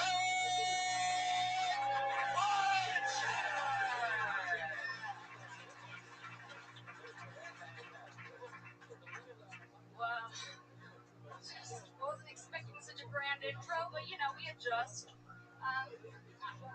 I have problems with people who think it's okay to leave the house while carrying binoculars. I think it's an incredibly bold choice. Why are you carrying binoculars? The only thing worse than carrying binoculars is having a friend hanging out with you that's carrying binoculars. Because then you have to tell them, dude, can you just leave the binoculars? There's no pure reason for someone to be carrying binoculars. An excuse that someone might use would be, oh, I'm a bird watcher. And what they really mean is that they're a pervert. I would much rather be a pervert than a bird watcher. Alright, that's it. There you go. Who have you been hanging out with that has some binoculars? Well, I went to a Sheryl Crow concert and I'm sitting.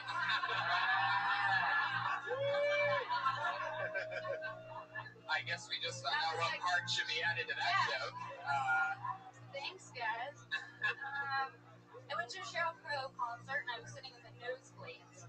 And next to me there was this woman who was sitting very close to me, and she had binoculars, and I just felt like it was really intrusive. I'm like, Sheryl Crow, bird watcher. yeah, thanks. It would make more sense. It's like, okay, if you're a huge fan of something, you can't afford good seats, like sell your binoculars so that you can go. Tiffany, that's great. It should be added to Sheryl Crow. Binoculars is such a funny word to say 6 times in 1 minute. Well, that's the thing, is it starts out being like a quirky joke, and then it goes, and then the next step it's like, oh, that was a little bit done that great.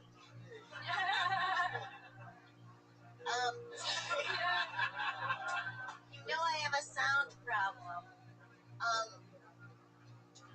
I can't stop thinking about the ice and the slurping, sorry. Oh, and then it's like, kind of goes to you go, oh, that was a little predictable, and then it takes a corner where it's like, oh, this is a joke about saying binoculars, and then it's really fun. It's something that, like, wins you and then loses you and wins you back kind of joke, which I love. Yeah, that's sort of like an interesting thing. I heard like Tone regularly. She sort of covers these small subjects and gets into it.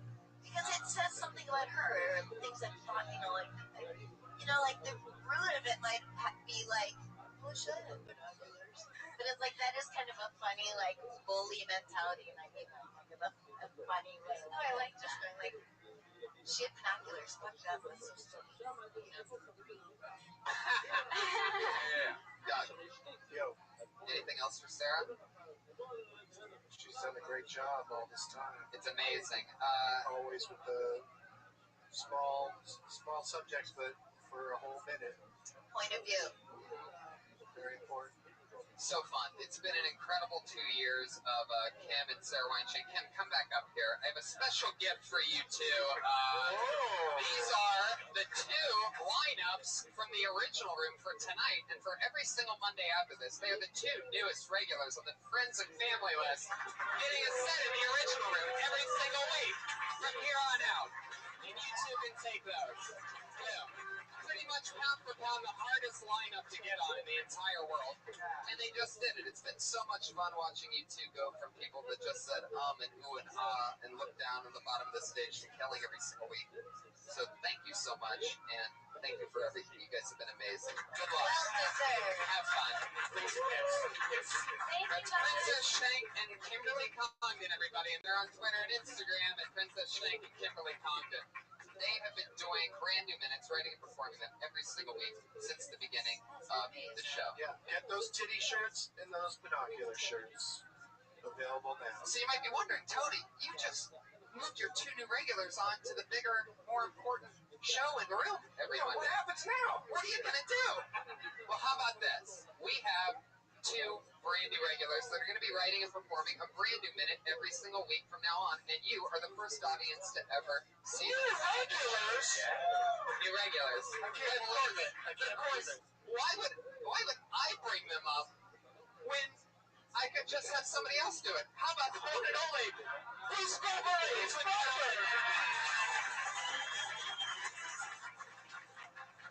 And now your newest regular, raised in Germany, New York, Florida, Kentucky, and of course, New Mexico. She's known from one appearance on Kill Tony. She shook nervously. She scratched her head throughout her set.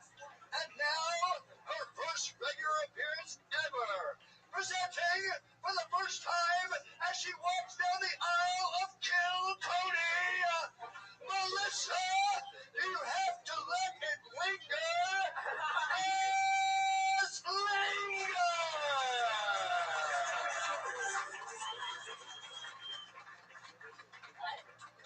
What's up, guys? Still shaking. Hi. All right. So yeah, I used to live in Kentucky, and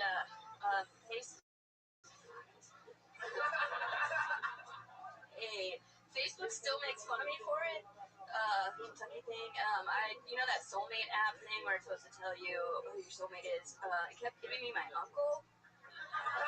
So like I pressed. I think LA is kind of like a big sandbox to play in, and you can find a bunch of cool stuff, but like you come a lot across some cat turds. My mom had a lot of really weird rules when I was growing up, like if you're only making one piece of toast, you have to put it in the right side of the toaster. I didn't listen to her, and like I wish I did, because now like every guy I date just leaves.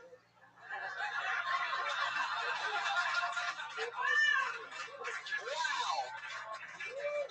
The newest regular, Melissa Esslinger.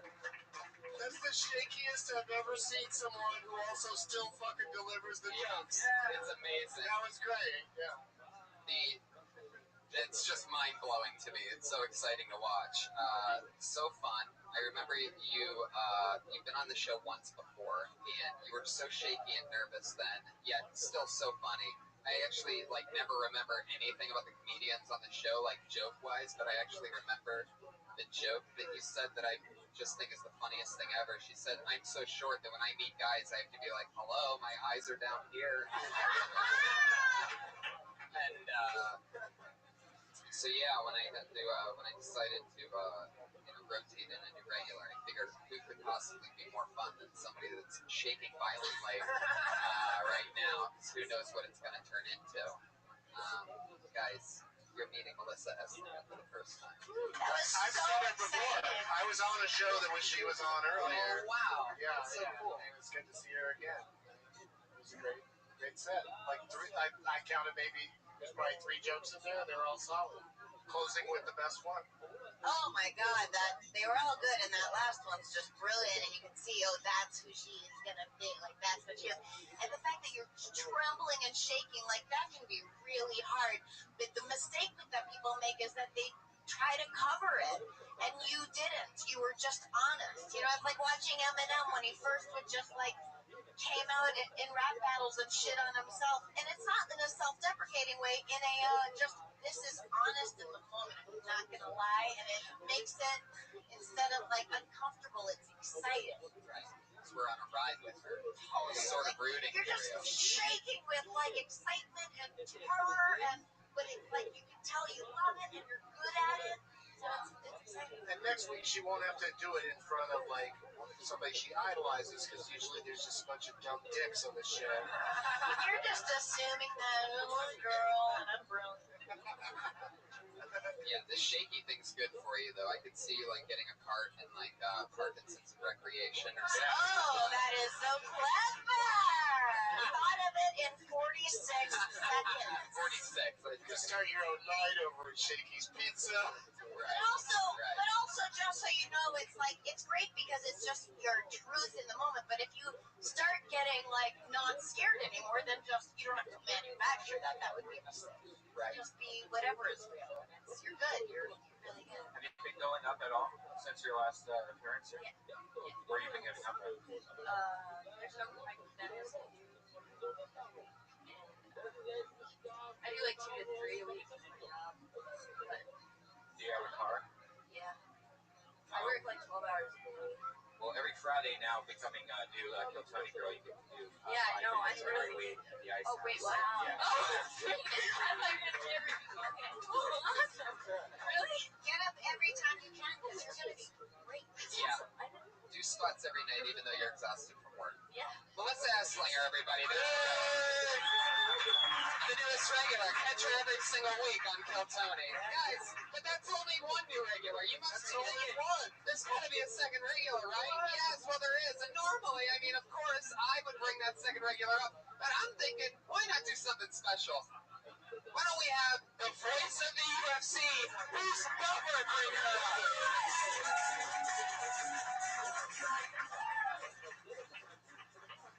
And now, your other new regular from Long Beach, California, known for self-deprecating comedy, also known for mediocre impression of Subway Chang. She is the 19-year-old Ellie Belly Legal McCoskey.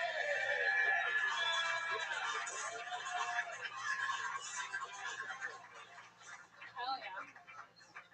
Hey, something scary happened to me the other day. I was in Santa Monica. I'm not trying to brag. I'm sure you guys have all been there.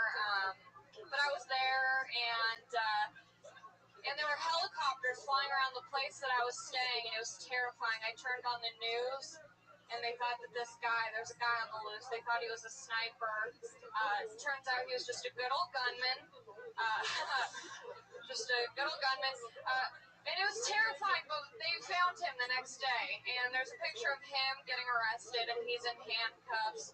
But he's wearing board shorts and sandals, like the chillest shooter ever. But I was wondering, I was like, board shorts, sandals, did his fedora fall off when he was running from the cops? Like, what's that guy's getaway car, a longboard? How you doing on time? My hands are really sore today. I don't know why. I think it's just from like all the lives that I've touched. There you go. Allie McCoskey.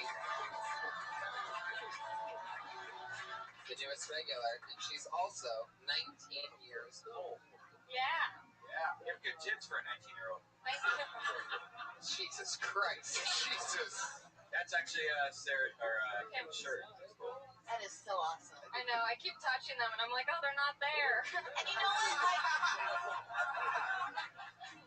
there's a second where I was thinking, like, well, that shirt's distracting, but who cares? It's so great because if you keep wearing it, it won't be anymore, and it will be in a different place in our world. Now, You know? Yeah.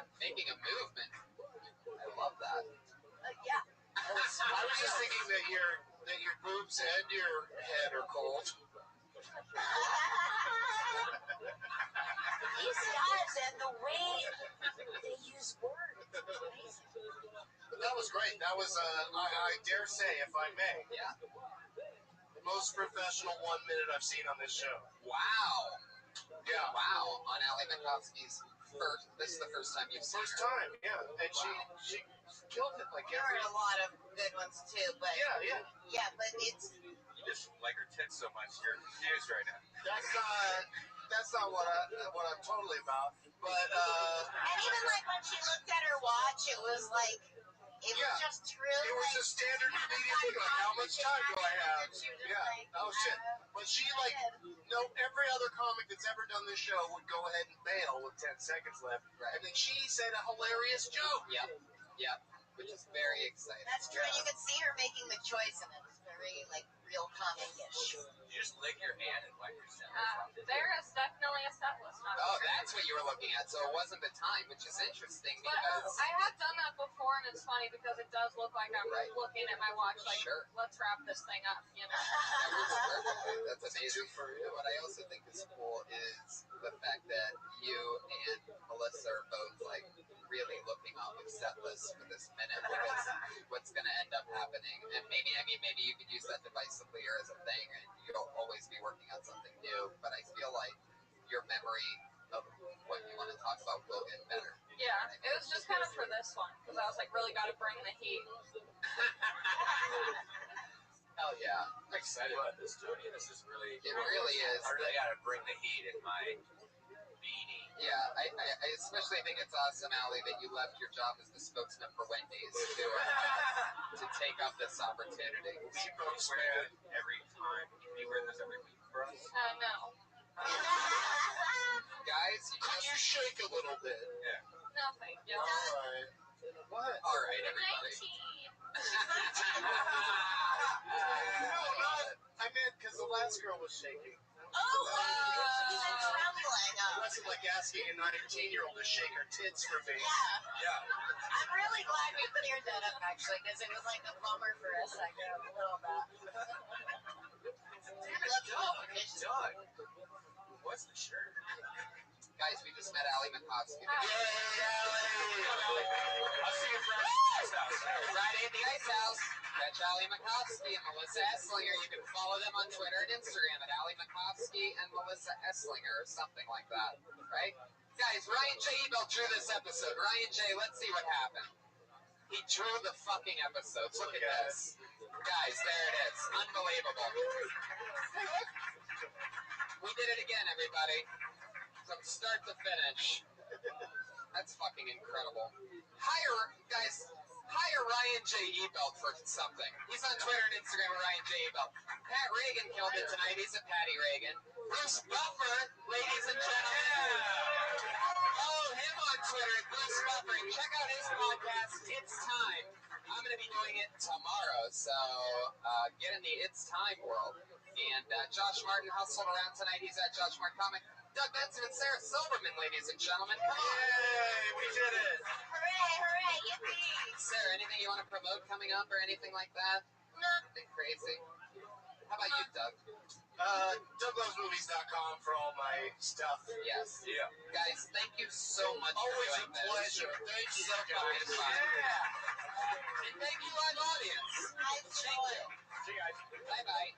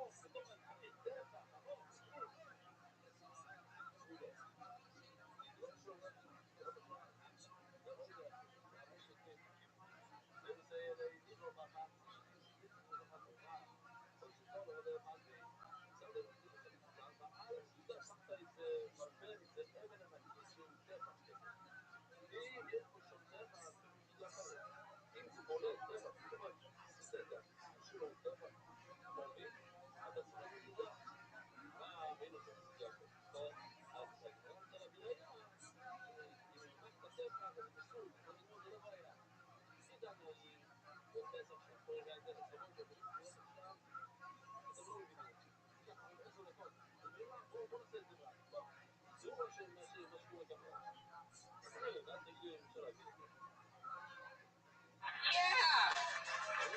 We have a new intro song, everybody. It's been like 9 months since we've had a new intro song. Wow, I didn't even know when to come in right then. Hi, everybody.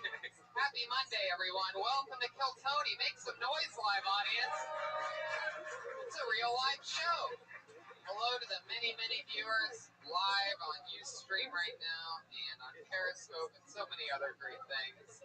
Guys, make some noise for Pat Reagan, everybody. It's the band leader here at Kill Tony. Truly evolved and established position. Pat, you've been having some fun shows the past couple months that you've been with us. Kill Tony or other shows? On all shows, all of the above. Yep. It's been a lot of fun having you be part of the thing. It's been a roller coaster. How are things? Things are good, baby. Last week we had Sarah Silverman and Doug Benson. And we had a lot of fun. I corroborate that. You what? I corroborate that. Yeah. Go along with it. Pat Reagan, everybody. We had so much fun last week. We saw the evolution of the show. It was so fun. Guys, Kill Tony, Volume 3. This is the first episode with new regulars and a new intro song. Are you guys excited to be part of history or what? It's happening. Still, even on a night without an open mic, over 40 comedians signed up for the chance to do 60 seconds on this stage and talk to us, and anything can happen. We always have, well, let's talk about dates coming up, shall we? We forgot to do that last week. Yeah. We're going to be in Arizona next month. What is September? Arizona, September 17th. 17th. Toronto, the end of September. Yeah, in Ohio, about to be announced Thanksgiving weekend. It's going to be home with the bands. Yes. And other great things. So stay posted for all the tour dates. We have to do that. We forgot to do that last week. Yeah. You know, it's also a historic Kill Tony for another reason. Why? It's the first Kill Tony that Tony has performed on Quantum. Yeah. Shit. I'm in slow motion right now. There's something weird with the lighting or something. I don't know. Maybe I'll get better as the episode goes on. Something weird with the marijuana, maybe. I don't think so. It's just like it's probably like a sugar imbalance that, something weird. I drink a lot of coffee. It's a crazy lifestyle, guys. I haven't gotten drunk in a couple nights. That probably has something to do with it. My body's like, what the fuck are you doing right now, Tony? It's clean and pure. Speaking of clean and pure, how about nothing's more pure than a blank page, everybody? And that's where we start with artist Ryan J. Ebelt, everyone. He draws every single episode. Whatever happens tonight, he's going to draw. Right now, it's a blank page, but as you'll see at the end of it, it gets fucking crazy. So, guys, let's bring up tonight's guest. Are you ready for this? Ready? Guys, I'm going to bring up one half of tonight's guest. You know him, you love him. He's been on Kill Tony before, Comedy Central, everything. One and only Dan St. Germain, ladies and gentlemen. Sit here. Yeah. Dan St. Germain. Thank you for having me back, Tony. Yes, we had so much fun talking with newer comedians with you. I'm a friend of comedy. It's true. It's true. You have the most likable head I've ever seen. Really? Yeah. Yeah. I feel like if like Cecil the Lion didn't get shot but drank himself to death in a DMV, this is what it would look like. Wow, starting it off with a hard bomb. Yeah. That was a hard bomb. I didn't think that was a silence joke. Holy shit. Maybe more like a sexy Santa Claus. Thank you. I appreciate that. Every week I have Pat Reagan ask my guests a question. Ask a question. Hi, Dan. Hey, what's up, Pat? Right off the bat. Yeah. Who's got the best hips in showbiz? That's tough. Dick Gregory. I don't know. Guys, Dick Gregory. Realistic answer, Marissa Tomei and the wrestler. Oh, yeah. Big areolas on her. Yeah. Dark nips. Pat, who's your favorite set of nipples? beer instead of nipples? I'd have to go with the classic Arnold Schwarzenegger. It's attached to such a perfect thought. But I'm talking like when he was in that documentary, Pumping Iron in the 70s. Wow. Very classic comedy. Wow. Pat Reagan from 3-point range, going with the deep Schwarzenegger reference that nobody would get. You guys have watched that movie. I love it. And very well known for being a comedian, also. This is the part of the show where I wonder if I stall to wait for our other guests, or I think I should just roll with it. Josh Martin, what do you think? Not here. Somebody do a Josh Martin impersonation with an answer.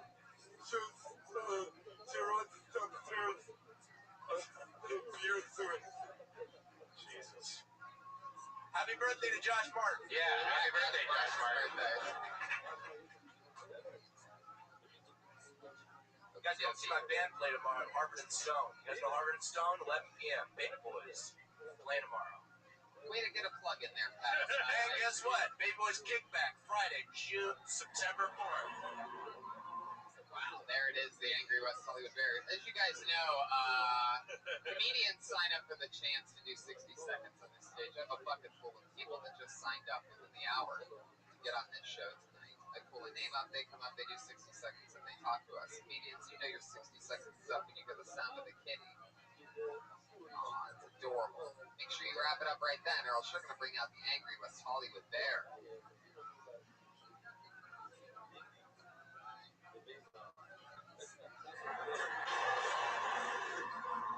Wow. You gotta figure out a way to get that bear's timing a little bit better. Wow, that was not a dramatic pause. That was Pat Reagan timing. Why do you always defend the bear like you're in charge of it or something? I get him. I understand him. Josh Martin, are you around anywhere?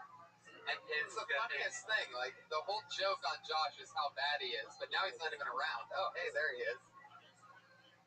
Oh, very good. I'll have a chronic mood. It's Josh Martin, everybody. Takes care of everything. Wrangles the guests, gets us drunk. Oh, fuck. I could recommend a great TV show. Oh, yeah? Yeah. Is it on NBC? No, it's on Hulu. Oh. Celebrity Wife Swap with Corey Feldman. Oh, God. When you start a tweet brand, you really go for it. And somehow, like, I actually know what you're talking about just from reading your tweets last night. It is. You tried to bury this poor guy's career. It is one of the most shocking, horrific things you'll ever see. To the point where I want to support Tommy Davidson. So go see Tommy Davidson live, because he took his angels into the house with his family, and that dude is like, wow, check it out. I'm not even gonna. Corey Feldman do?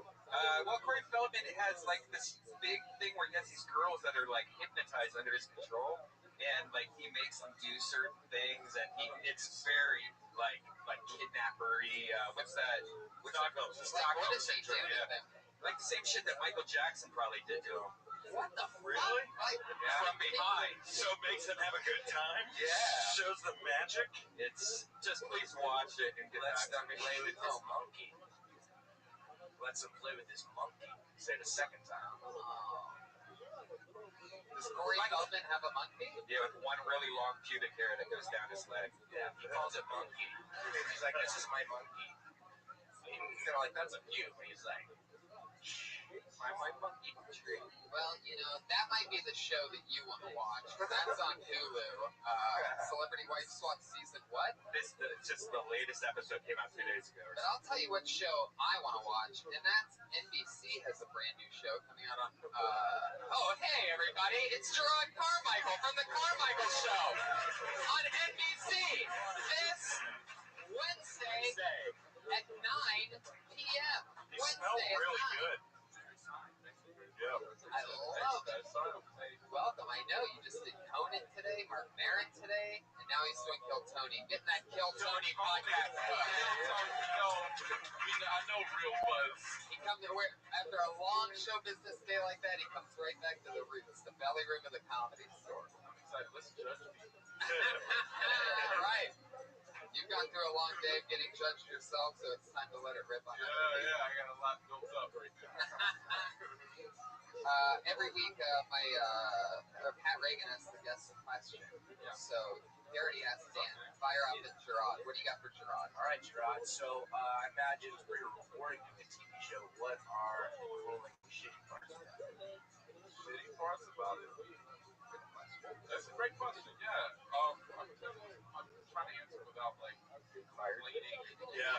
What's that? Getting fired. Yeah. Well, really. I mean, it's all like fun balance because I care. Not to get like whatever, but it really is like I care about it, so it's all like fun, even though I like hate marketing. Like, so it's like that's like the shittiest part, but like I don't want to complain about all marketing. It's like real problem. So I don't want to complain about it. I'll say marketing. Yeah, marketing. Speaking of marketing, you can catch the Carmichael Show Wednesdays at 9 p.m. Which is, here's the thing, so much better than NBC marketing. Right. Yeah. Our friend Tiffany Haddish is on the show, and a lot of our friends are involved in the show. Willie Hunter. Yeah, absolutely. They're great. That's the best part. It's like work with friends, and Tiffany's really great, and Willie, so that's the best part. Gerard and I used to wait in hours and hours and hours in lines at open mics, waiting for each other, doing the entire grind. Yeah. 7, 8, 9, 10. Yeah. And to see, look, you have your own show on NBC Wednesdays at 9. I have a podcast that gets 55 people to show up every Monday. I just love that we are. It's all love. People love you. That's the beautiful thing. Well, let's get to it. You guys both made it. And Dan St. Germain, everybody. Yeah. Dan, I'll be selling my plasma after the show. So that's where I'm at. Guys, so let's get into it. The bucket is filled with names, and you remember, guys, they get 60 seconds uninterrupted, and then we get to talk to them about whatever we want in the entire world. Guys, are you ready for Kill Tony? Volume 3! The first comedian of Volume 3 of Kill Tony goes by the name of Vince Royale.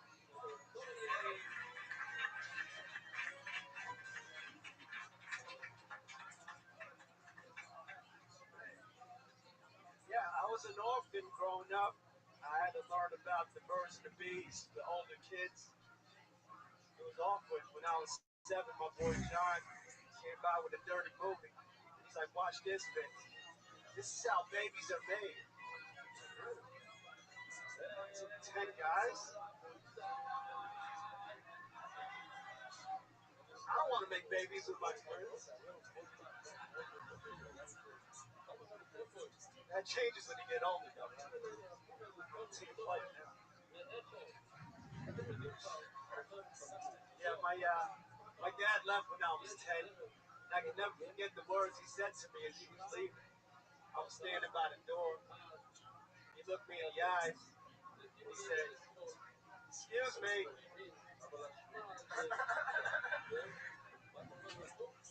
I was blocking the door. Exactly a minute. Vince Royale. Fuck yeah, Vince. This is your first time on the show, right? Yep. Well, how are you doing stand-up? Wow, where are you from? Jersey City. Where? Jersey City.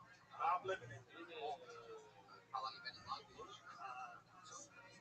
2 years. Fuck yeah. Like your style. What do you do for work? I do clinical studies. You sell plasma. You meaning you are actually a patient, you do different clinical studies, or you're a doctor that does No, studies? I'm a patient. I don't think he's the doctor, Brian. I mean, It's very flexible. I do clinical studies basically because it frees up my time to comedy. And they give you thousands of dollars to basically test drugs that are not FDA approved. yeah, our friend Yoshi Aoyashi does it, but he acts like he has things he does on like high blood pressure and AIDS and stuff. So do you fake your illnesses? Do you have any idea we're here right now? I changed my diet to develop gout. So I can qualify for a study. I will say this. Yeah. Really? You talk about us just like those years, I did a weight loss study once. You did? And I should say something. I had a friend to make sure I got the placebo that worked just the thing because I was afraid it was going to speed my heart rate up. But yeah, they're right. You get thousands of dollars. Do you remember how much you got paid for that? I got paid $1,600. That's what a great gig. $1,600, which was almost the rent. And the last one I did, I got paid $8,500. I told them that. Wow. You see what I'm saying? Very popular. So what did you have to do for the schizophrenia one? No, I just, just act like I had Tourette's. Right. But what did they do to you? Oh, they injected me with drugs on twice a week. Oh my God, dude. Injected you? Yeah, so far so good. I've only I had didn't go that far. I took my dose. I've only had 2 heart attacks. So. All right. What? Well, without trying to be funny, like my erections last 4 hours. Again, without trying to be funny. He just said something horrifying before a dick joke. He's like, yeah, I watched my brother die in a boat, but did not like this boat, am I right? Fuck you. So, all right. Are you still under that trial? You already completed? No, I have to wait till the drug washes out of my system to do another one. You don't want to mix drugs, you don't want to do that. Yeah, you want to do anything unhealthy. I give myself 60 days for the drug to wash out. I drink a lot of cranberry juice and apple cider. Did you just become Italian out of nowhere? Your Jersey side just came out of nowhere on that. You were white Mexican guy before, and then all of a sudden you're Jersey. Yeah, it comes out when I get excited. Okay, then stick with me here.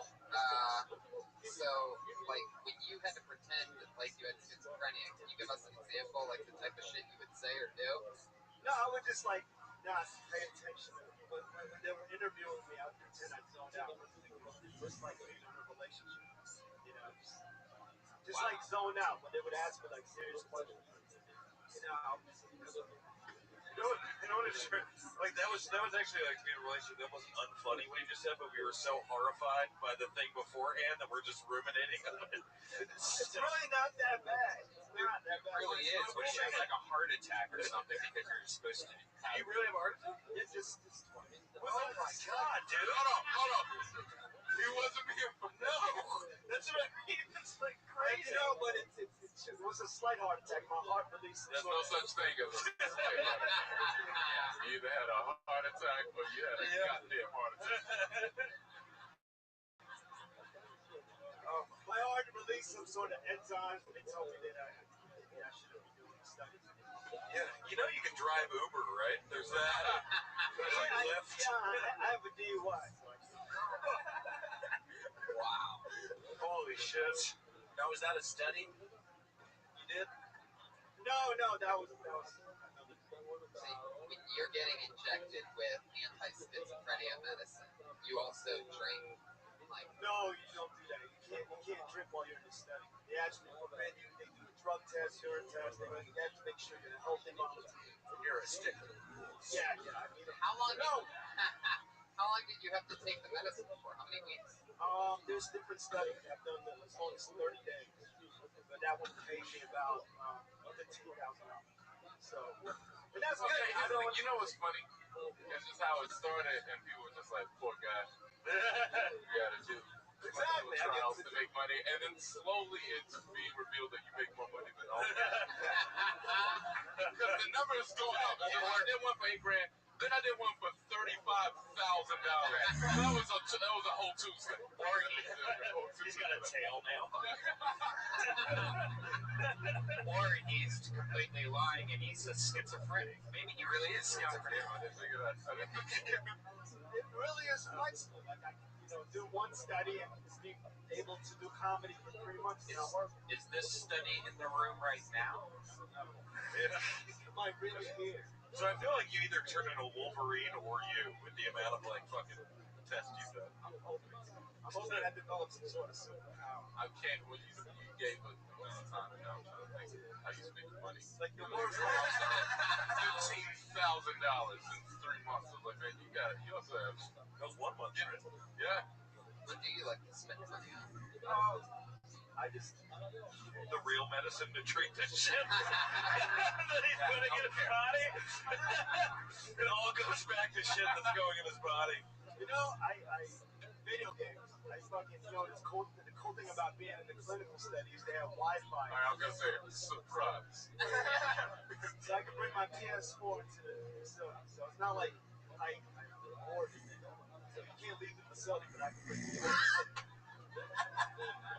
Listen, man, I bring books, my PS4. You're not allowed to see my family. They can put pictures of my family on the wall. But you keep weaving out, bro. Keep weaving in and out of making this shit sound horrible. It sounds like, oh shit, It's not that silver lining, but it's just like, oh, that shit sounded like Auschwitz with PlayStations. It's not that bad, man. They can get visitors and stuff, and then Was your nurse Ratchet? no, my nurses were hot actually, so that's like. And on top of that, like I get a lot of writing done. I wrote 2 movie scripts, and on top of it, you know, and I find other. There's people there that are bored, so sometimes we just sit with folding chairs, and I'll smell like an open mic. You definitely need to talk about all this on stage and tag it up because that's like crazy as fuck already. By page 30 of the script, there's no word dialogue, just pictures of what they're doing. That's my fucking life. Wow. It's fucking crazy, man. You start tracing his face. That's the third act. I'm sorry. Yeah, no. Besides the heart attack before that, I've only had rashes. I slept for 12 hours. That was the only bad side of it. Wow.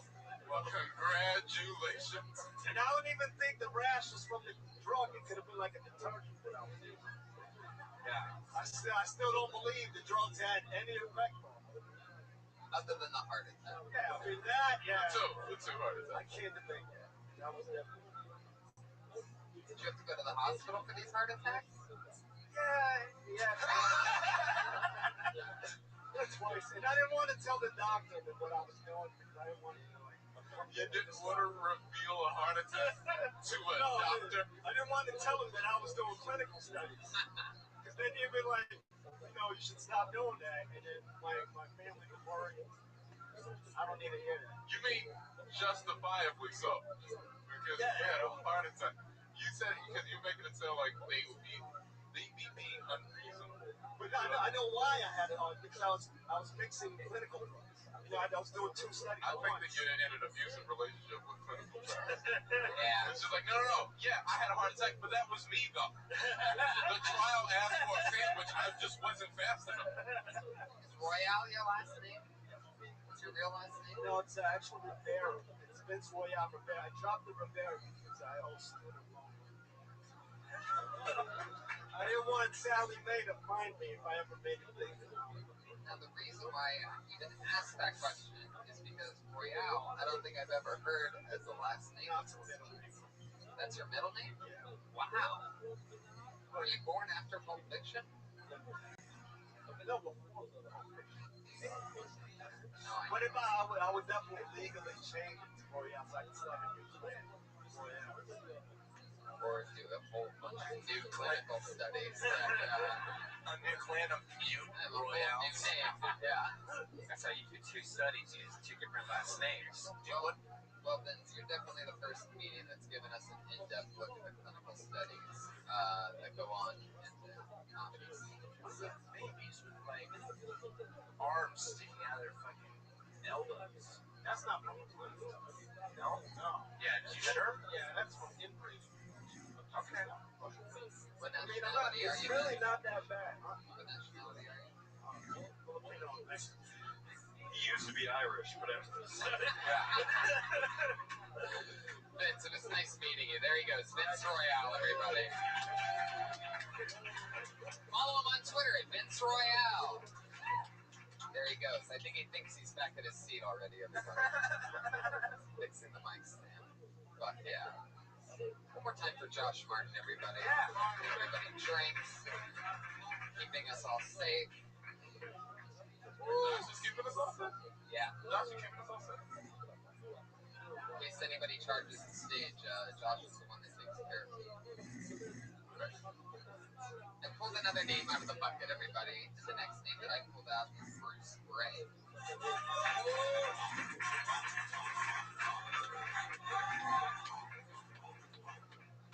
I love WorldStarHipHop.com. My favorite thing about WorldStar is the title of the videos. They tell you everything you're going to want to know about the video. Like, I saw the same video on YouTube that I did on WorldStar. And on YouTube, it was called Police Brutality. And on WorldStar, it was called Boston Police Woman Tirelessly Beats Man with Baton. Everything you want to know. My favorite video on WorldStar is called Guy at Coachella Finds Out He Has AIDS, comma, goes ballistic on crowd, comma, gets that hashtag ass whooping. And that's the whole video. Like, it's a guy, he has papers, he's going crazy, he's in an AIDS-induced rage, and then he gets the hashtag ass whooping. Like, I just don't know why he's finding out he has AIDS at Coachella. Like, there's a booth that says free giant corn dogs with positive AIDS tests right this way. All right, that's my time, guys. Fuck yeah. 50 seconds of Bruce Gray. Bruce, have you been on the show before? Last week, right? You got a haircut because of something I said? No, it was my boss actually told me. How long was your hair? It was long. Yeah, it was long because I said you were the funniest 11-year-old lesbian that we've ever had on the show. And I was like, I gotta change my look. This week you come back with a softball cap on. Yeah. A minor league baseball cap. I love it. Fuck yeah. It looks better. Thank you. Yeah. Have I ever told you how much I love you in Bad Grandpa?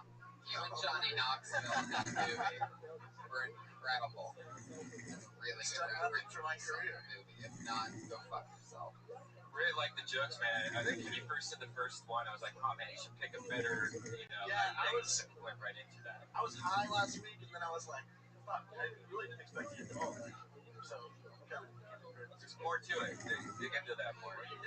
I live in Bakersfield, California. Oh yeah, I've been there. I live there right now. I drove here to But I mean, like, what were you looking for? I was born there. Oh yeah, okay. You know, is Meathead still doing radio over there? Yeah, I think so. I actually don't know. It's Crab Radio. But yeah, I think so. Yeah, I don't think he has a fit. I know what you're talking about. Yeah, I did a steak restaurant. Really? Yeah, they gave me steak. The real thing. Do you know who the booker was? Francisco Ramos with them, and we rode down to Bakersfield, and they paid us some steak, but then they said I couldn't get a potato, like a baked potato, unless I was doing 15 minutes or more. Wow. Yeah, I did. And also, I went to Bakersfield to do less than 15 minutes. So you could just get the steak, no baked potato. Just got a steak. Didn't even know I was getting the steak, and I was happy to have that. So they paid you in one steak. They paid me in one steak. Basically got free delicious steak dinner for stand-up. It wasn't delicious, but it was a steak. It was a steak, you know what I'm saying? Getting paid in steak is a rare treat. Sure. Yeah, I feel like the joke is all at the end, and like that's the beginning. I was like, it's a little convoluted, but the guy freaking out about having an AIDS, I mean, it's great. It's only great. There's something like just so mineable there, you know. It's usually longer. I was kind of like,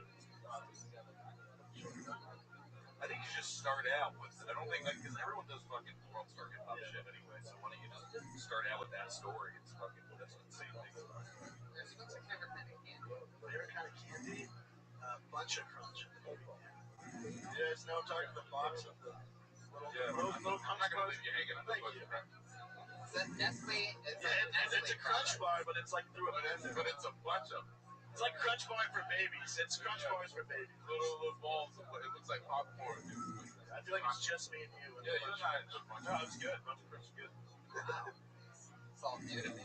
For the popcorn, I think Yeah, fat guy move. Mix it in, yeah. I hate it when skinny guys can do fat guys and not have like any repercussions at all. Yeah, Nobody feels bad for him whenever he does that. Like, if I was to say I love chocolate popcorn. Yeah, you'd be like, fuck that. You like chocolate popcorn? Fuck you. How long have you lived in Bakersfield? My whole life. Really? Actually, I lived in Santa Barbara for like 10 months. How old are you? I'm 22. Still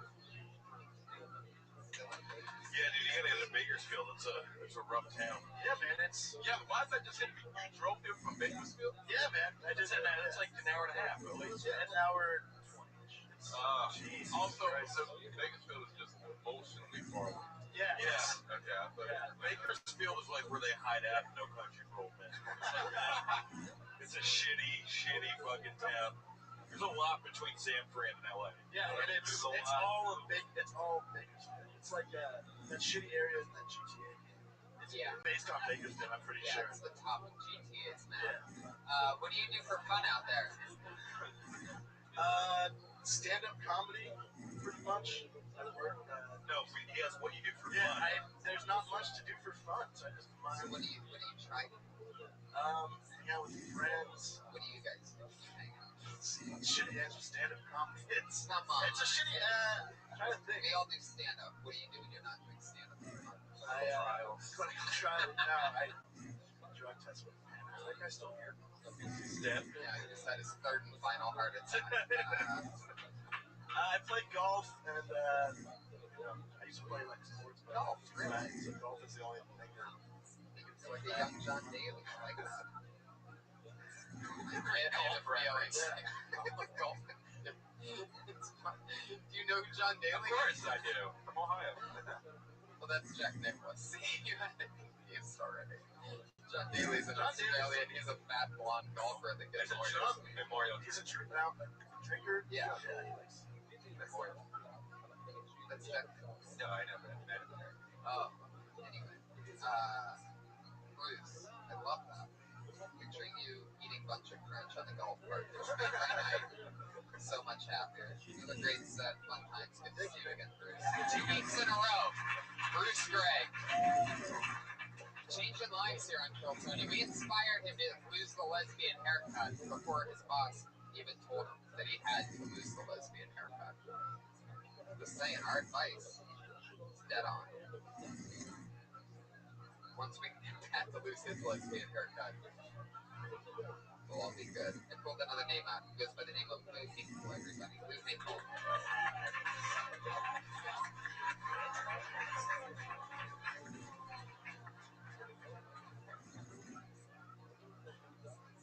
Hey, yo, I apologize if I come out looking nastier than the bottom of Bruce Jenner's period panties and shit like that. But, like, yo, I'm all sorts of fired up and shit. I just found out my dad, he has AIDS. And it's, like, not even the cool type of AIDS, like Magic Johnson or Eazy-E, where I can, like, be proud or wear, like, a ribbon, get that sympathy pussy.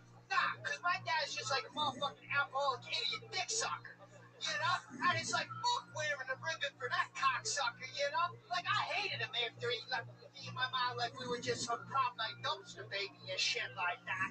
Like, literally, the only fucking thing the motherfucker left me in the neighborhood was, like, the legacy of being known as Danny Deep Throat's kid and shit like that. And let me tell you, that shit was no motherfucking picnic once the Archdiocese of Philadelphia found out. Because, like, Cardinal Bevilacqua had his top head hunters fucking banging on my door every day and night trying to recruit me to be an altar boy.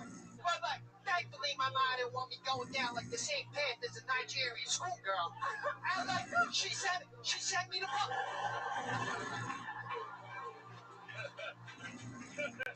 I just fell in love with this guy.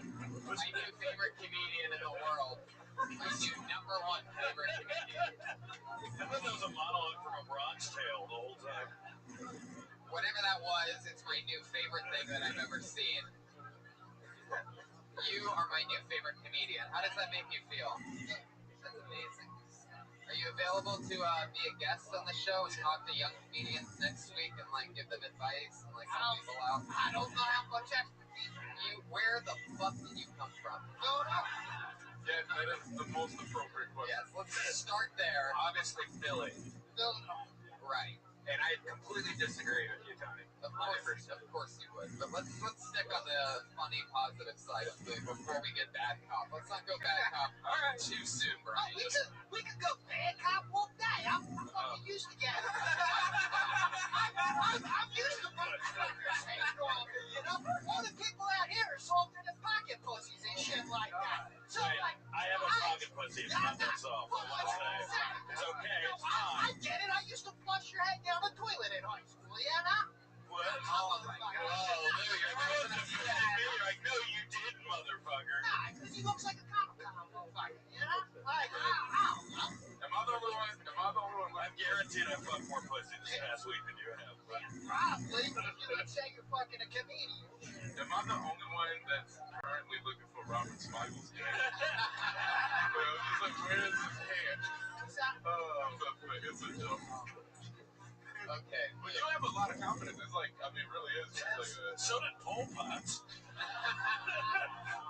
a good thing, a lot of confidence sometimes. Just like very like, I mean, immediately had all the votes. Yeah, I know. So would a guy with a gun like waving it. You know what I mean? That doesn't mean it's good or funny. Fuck you for that Comic Con shit. I was gonna be nice, but fuck you. Your dreams, I'm gonna piss all over them. So you really talk like that? You really move your hands like that? Of course not. God.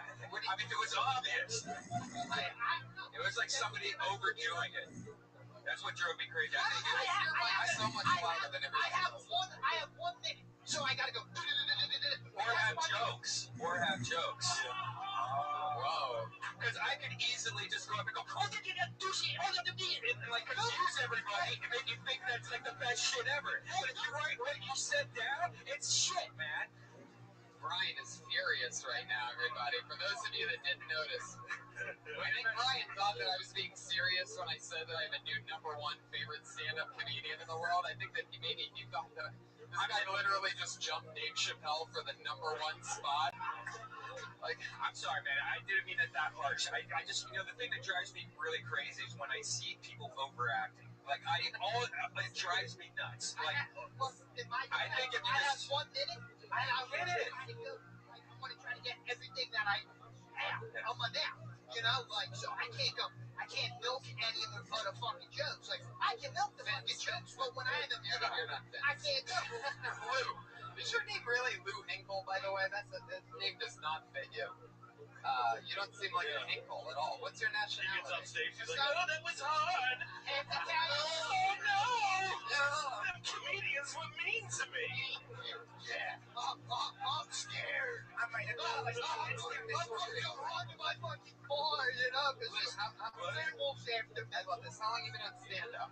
What's up? How many? Like 10 years, right? 10 years? Right, 3 years hard. Did you hear the noise the audience just made? Lou, how many tours in Afghanistan did you do? None. I was never fucking. How many clinical trials have you done? I do 5 at once. Like, wait a minute, so... I come from a long lineage of cum stage, my friends, you know? I just like to wake up in that sentence. I just like to think I'm the chunk in the middle of the sock that breaks the mold. It looks like you have blood here, man. Oh, no, that's Mad Dog. What's Mad Dog? 2020. Mad Dog and Gator. It's a Hinkle mixture. A Hinkle mixture? He's homeless, everybody. I can sneak the shit into any club, you know? And I can say it's a Gatorade. And that's what I do. Okay. Jeremy. 10 years you've been doing stand-up. No. I moved down here like 10 years ago. Then I quit. You quit what? Doing stand-up. But then I moved to New York and I did the shit hard for like the last 2 or 3 years. So, but I started like 10 years ago. That was like, And then before that, you were at Raging Bull.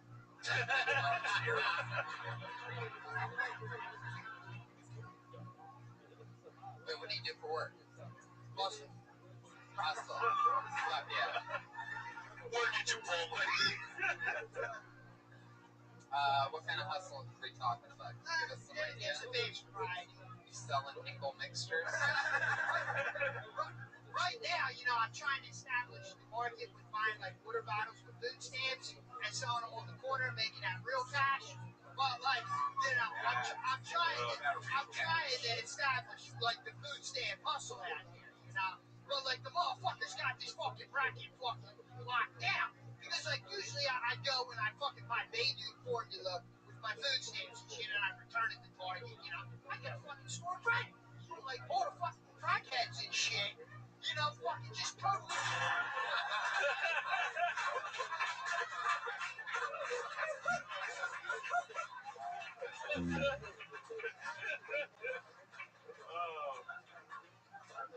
Wow. God just killed himself, for those of you that missed that. God just gave up. We're all on our own now. Fuck yeah, Lou. You are something else. Thanks a lot. These bitches. What? He said, peace, bitches. You leaving? Okay. Well, no. I'll set up a tent and sleep here.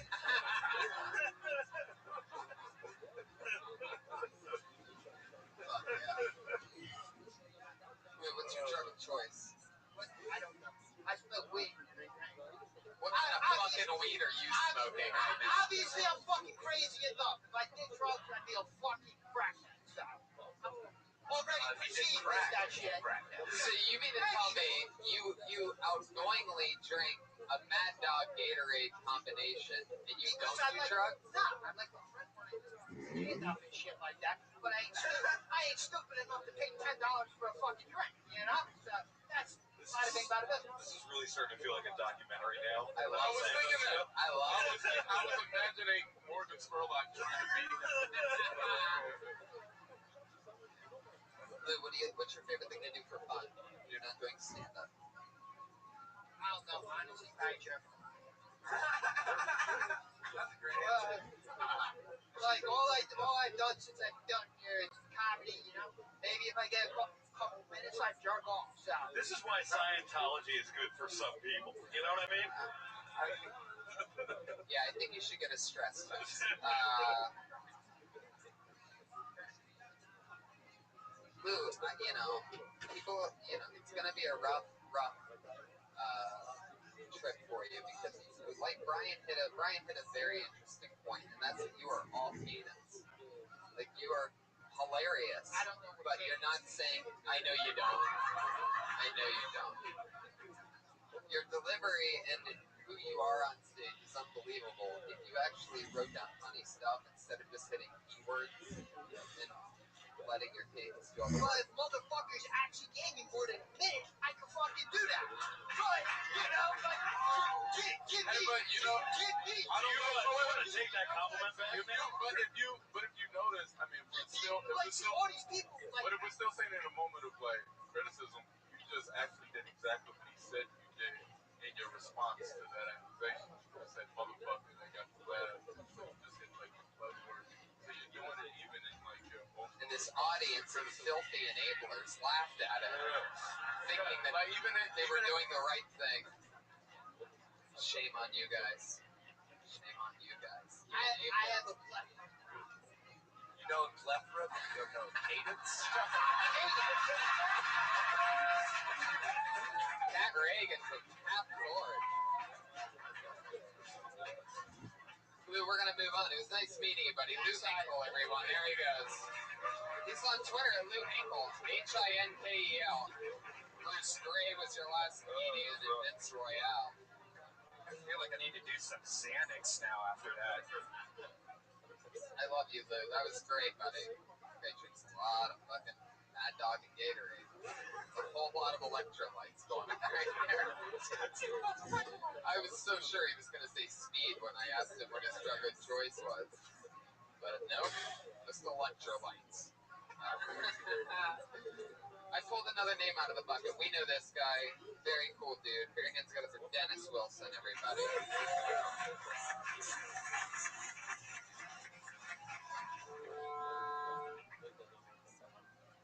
Okay, Dennis Wilson, everyone.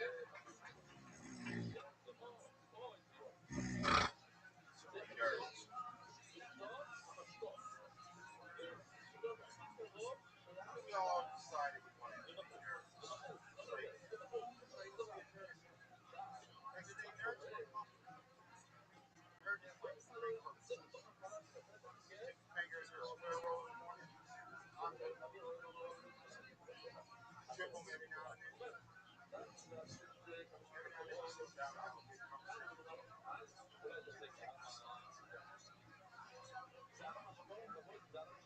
The nerds are like dangerous. Look at that guy Jared. Everybody says Jared is a normal guy. Did you see his before pictures? That guy had a lot of time on his hands. Nerds are dangerous. Shoot them in the theater, nerds. Who are they trying to kill? The nerds. They know it's too many nerds. You guys gotta stop. You're gonna fuck up the gene pool. Dennis Wilson. Dennis, you've been on the show a few times. I love your style. That was more of the type of set which I think that it's good if you're reading somebody to sleep. Maybe like some really, really rich guys, like I'm gonna pay a professional entertainer was a PBS children's show quality. Yeah, it's a very storytelling delivery. But is the marble hat ironic for that bit? That's what I don't understand. Why the fuck? Why would you wear that if you're doing that bit? There's every superhero on your. Into the mic. Dennis, Well, you got to say I like nerds first before, because we don't. I thought it was like a character for a second. There was a Pikachu convention that two gunmen they arrested these two gunmen going into a Pikachu convention, Pokemon convention, with like these crazy amount of guns and like 250 rounds of ammunition. Today of what? Ammunition. Ammunition. How does GTA Igor? I got a little ammunition store.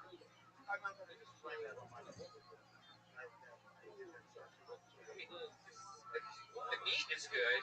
You know, the idea is good. I think you need a little more energy. You need a little bit of that Lou Hinkle touch. You know what I mean? I think if you and Lou traded, if you wrote for Lou, we might have the perfect comedian on our hands.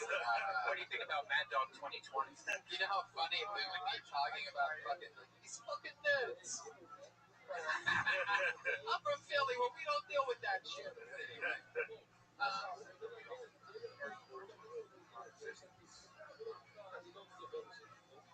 What do you do that's nerdy? Other than keep leaning on the mic stand and having it drop from underneath your eye because it's not tight enough.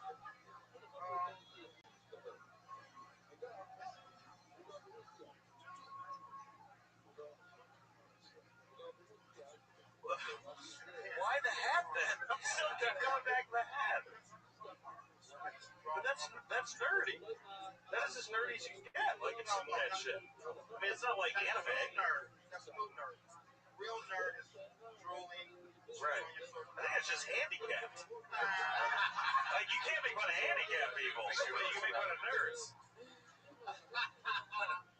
I love that. Gerard. I love this show for Gerard because he's like the nice guy. And now you're like cornered, having to be one of us. Join the dark side, Carmichael. You're fucking up my Paul Abdul vibe.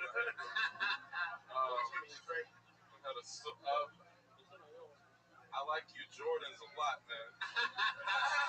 I think those are really dope. I think you're cool. I mean, it was cool, man. It was fun. It was like a fun, you know, you did your head, you know what I mean? Yeah, it's cool. You've been, like, this is a newer thing that you've been trying out, but oh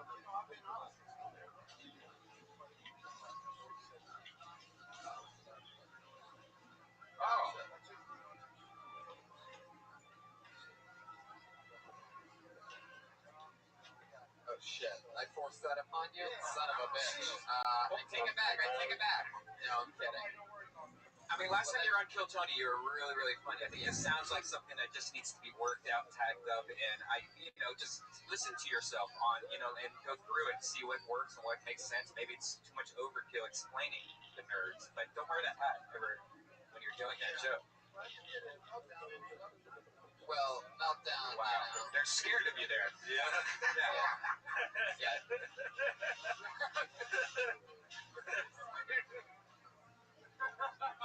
Dennis, I love your style, man.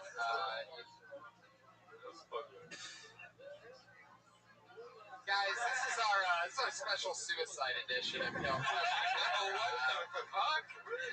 Love you, Dennis. Well, Some real rough moments. It really is.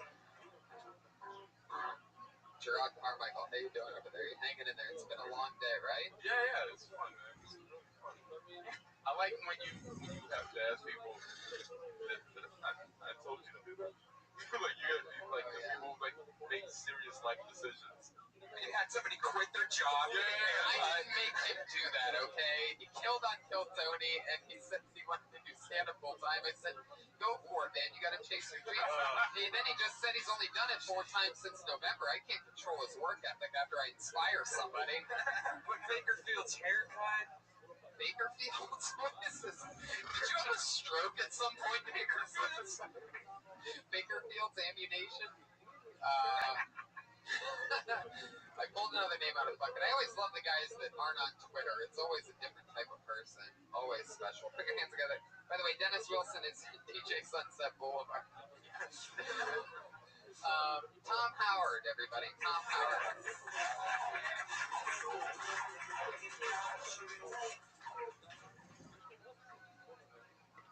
I look like a douchebag starter kit. Seriously, like if people tell me I'm too hard on myself when I say that, but then those same people go, you can get a discount at H&M, right? The worst part is I can't defend myself. I weigh 140 pounds. There are 13-year-olds playing Little League with more muscle definition than me. No joke. I was in a Target. I rounded the corner. A 16-year-old girl shoulder checked me. And my knees buckled. Like my friends come by me like, Tom, you okay? I'm like, man, did you see that fucking bodybuilder walking around? Jesus. I'll work on the ending for that. So, I had sex recently. Yeah, about 1 week. Not the numerical value. 1 week, the song released by Bare Naked Ladies. I struggle with alcoholism. I don't drink. It's just difficult for me to spell. Yeah. Tom Howard. What's up? Fuck yeah. I want to get the 1 week joke, the Bare Naked, because what was the... It's been... Well, I know since you looked at me... Well, I know the song. What was the joke? I just missed it, and it's me just being behind. What was it? I just want to know the joke. The joke is... I know it's been 1 week. It's been 1 week since I've had sex, not 1 week since time, 1 week song. Okay. Does that totally make sense? I still don't, yeah. So you're trying to say, like, I think what you're trying to do, and I just don't think you phrase it right, is that I fucked so long, it's a week, but it's actually the amount of time that Bare Naked Ladies plays? Is that what you're trying to say? Because that's the only way. Probably be better. I mean, it's still not good. I'm just wondering, but you know what I mean? I haven't had sex In a week. since 1 week. Yeah. Not the amount of time the Bare Naked Ladies song. Yeah, the Bare Naked Ladies song. Yeah. Since 1 week. Yeah, So since that 12 played. years. Oh, I thought, okay. It's confusing. But hey, how old are you? I'm 24. Jeez. So then you were raped. Shit. I'm trying to understand the logic of the time sequence of this. It would make sense if you were like a 40-year-old comic. You said, you know what I mean? It's just when you're 24, it's like. Right. Plus, I don't know if I necessarily believe. I know you're nervous because how long have you been doing comedy? October. Yeah, I get because you do like the thing, like the nerve, and it's fine. I mean, I still do it if I'm like in a situation where I'm really nervous, where the face involuntarily starts to twitch and stuff. But no, it's fine. It's totally fine. So it's like you're just gonna figure it. Like anything that we say, if you've only been doing October, like fucking take it with a grain of salt. 'Cause you don't even know your voice yet. You know what I mean? Like we'll just fuck you up. I think. You know, because you're that young into it. Yeah, get rid of the twitch. Just put Bengay on your cheeks and numbs your cheeks. Are you from Canada? No. Ever? Your joke about the Target, how you went around a corner and a little girl checked you, which is funny, but you should probably go younger. And you said you needed, like, what you use, like 15 or something? 16. Yeah, why go 16 when you could say like a 7-year-old came around the corner, checked you, and then you're like, did you see that bodybuilder? And you're like, yeah, she's over there looking at Play-Doh or something like that. You should make it younger. It's funnier because, I mean, a 16-year-old or 15-year-old can really body check most people in here if they were bigger, but a 7-year-old, that's a little ridiculous. I don't know. Well, also, it's like with the like that douchebag start kit, that's like a good first line to get into something. But it's like when I think of comic book thing, it's like a shirt. I don't think of a douchebag. Like, you know what? It's a little like just, you know what I mean? It's just distracting. As far as like what, like, because I'm like, what does that mean? I don't understand. Well, what does that mean? It's a joke I came up with, like, fresh out of my grad. So I was right. Yeah. So I didn't. Because you don't look like that. Man, I got a bone to stick with that douchebag starter kit. I think, like, you just be like, instead of, you don't look like the douchebag. You don't look like a douchebag starter kit. You look like a generic white guy starter kit. Right. And also, you were saying douchebag shop at H&M. No. Smart stylish people on a budget shop. I see what you did there. It's true. Your look is very like Dexter with autism.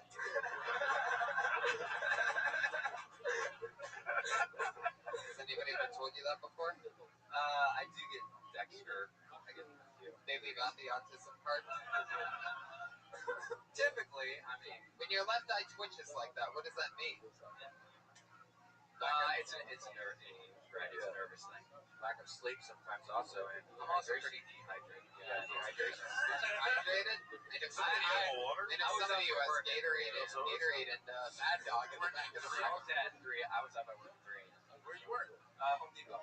Oh wow. So yeah, that's like real work. You know what I mean? Exactly where a Dexter type would work. Yeah. You get a discount fertilizer, rope, Barrels, chemicals, wood. Actually, can you get a discount for us? No. You get a discount on tarp. Now, Home Depot is one of the rare places where you can still be a family man, and wear an apron at the same time. Dude, they make it. I know, nobody's laughing though, only you. Do they make you wear the apron? Yeah. I go for as long as I can without wearing it. Of course. Yeah, they go around your apron, right? What's your boss like? He's a douchebag. His name's Ivan. I hope he hears this. Right. Why is he a douchebag? And if He's so, a straight up does he dick. ever use you as a starter kit? No. Why is he a dick?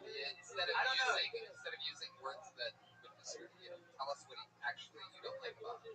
I don't know. He's just kind of an idiot. I think he wears. You just did it again. You said douche, dick, and then idiot the third time. He Let's wears try it his again. hair too tight, and I think That's what bothers you about your It boss? cuts off circulation to his brain, so I have to explain You something. son of a bitch. You wanted to tell him that for a long time, and you don't have the balls. You should go up to Ivan tomorrow and say, you know what? Your hair's too tight. You're right. You're just getting people to quit their jobs. Yeah, what the fuck? Yeah. He comes back next week, ruining people's lives every episode. How long have you worked at the Home Depot? Going on 4 years. Do you have a specialty there? You like wood Talk, talk? I'm noticing the twitch now. Yeah. Oh, really? You're just noticing it now? You're in higher face shifts. You're wearing a Joker t-shirt, but you look like Two-Face right now. It's very contradictory. Like, it's incredible. You didn't notice the twitch? Well, I don't normally have it. It's just like cameras, water, drink some water, and something. Are you purposefully not showing them the twitch side of your face? You've gotten pretty much square to us now. You don't want the audience or the camera to see that? Can you just look at Pat for the rest of this interview? I'm gonna ask you questions, but The twitch goes away. It's only around people that are important.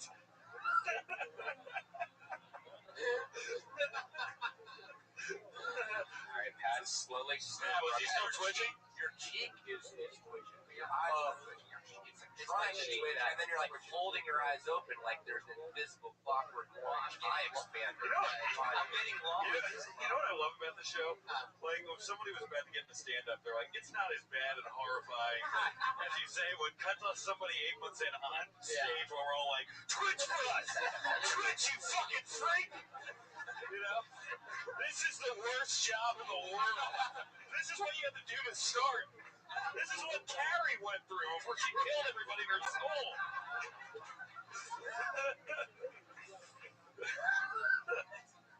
It's usually not this crazy. Like, it's usually a little bit more calm, I guess. This is an awkward episode.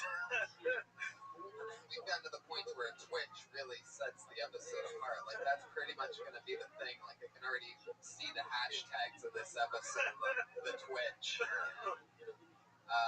Tom, now, are you more into just, like, doing stand-up forever? How do you could have, like, you could do anything in the world. What would it be? Your own show, to make a show, make movies, just stand-up, tour the road. What would be your number one goal? I'd probably try. Ideally, I would want to do like a David Collins episode where I can do stuff, but I'm also into sketches and other things. That's one episode, just one and done. Just one. You mean do like sketches and do stand-up in between sketches? Yes. Yeah, that's never gonna happen. I know. That's not true. That's the noise that I get. That's not true. I believe it. Do you bind at all? Do you bind? Sorry. I just imagine him like you're a star, and then I just fucking ripped you out. Just Jesus, Tom, just relax, all right? I thought you were gonna be the only one that didn't kill himself. I don't want it to go that way. No, mine. I just like I have like 90 miscommunications. It's been like 2 years. That's great. I mean, yeah, you don't like social media, but you definitely love Twitch. Really? You guys are making weird noises. This is like some kind of fucking circus. This entire podcast is a scene from Magnolia. That's what it feels like. Start finding and Instagramming your job at Home Depot, and then in a couple months, use Tony's advice and quit on Vine or into social media, and that'll blow your career up so you can start getting more stage time to get into comedy. You know, that's the weirdest advice I've ever heard. And it just might work. Yeah. That's what I thought about it. I was like, that's crazy. Crazy enough. Yeah, but you can see it like employee at Home Depot pours goat urine on boss, and you know. No, I think that's just a crime. Make it fake goat urine. Tom, what scares you? What are you afraid of? Not stand-up related. Polar bears. Really? You see them in your nightmares? Yeah, I fell into a pit when I was 6. Get the fuck out of here. Yeah, he didn't give a shit about me. Wow, you fell into a polar bear pit? Yeah. Did Jack Guinness save you? Dude, how did that happen? Did you just climb over and like lose your balance, or is your dad just like, fuck it? Like, what happened? It was a school field trip thing. I don't think my parents got it. Did she not tell me about that? I was in there for like 30 seconds. She noticed like back up. Jesus. I mean, it's the dumbest question, but it sounds like it was pretty cold. It's pretty cold in the polar bear. No, it was like 90 degrees in August. They just have them outside? Yes, have them outside. They got really depressing, like mirror of what Antarctica looks like, and the thing is just like stares at it all day. Oh, so you didn't get eaten because those bears didn't have the strength. They just couldn't. Those bears came up. They came up and it's like, there's a kid in there. It's like, I gotta get up and get the kid. It's so true. They do have like this huge mural of like snow and stuff. You should do shit about that. That's hilarious. It's falling into a polar bear. No one does that. You know, you find actually falling into a polar bear? Yeah, no, I don't know. Yeah. And if you pour goat urine on the polar bear, that would be good for your career. Pouring goat urine on a polar bear. That's pretty much the age that we live in. That's big time comedy. You could be an overnight celebrity. That's what the Fat Jew says. Fat Jew just like throw some goat urine on somebody, find it, steal that shit, get your hair done in a little fucking mode. Is he okay? Top. That is not the place for the force of truth, but Tom, I'm gonna let you go. Tom Howard, everybody. There he goes.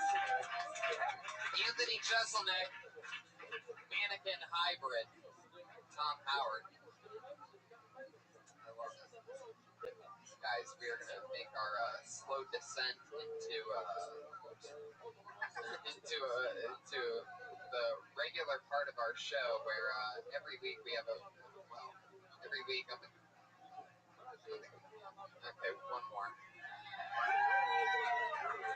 Just have a girl. Get a girl. We have 2 girls coming up. Pull the name out of the bucket and it's Tim Greer, everybody. Tim Greer.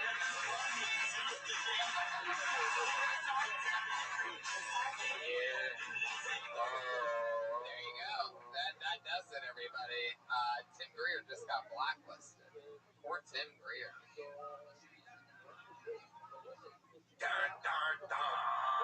Okay, Tim missed his spot, so he doesn't get to go in the bucket. That's what that noise means, everybody. So now we're going to move on to the part of our show with our regulars. Okay, one more. You guys are a bad influence. Bad influence. So I'm going to have to rush the last part of the show. And you got what you wanted, Brian. Put your hands together for Misha Shrubs. No, you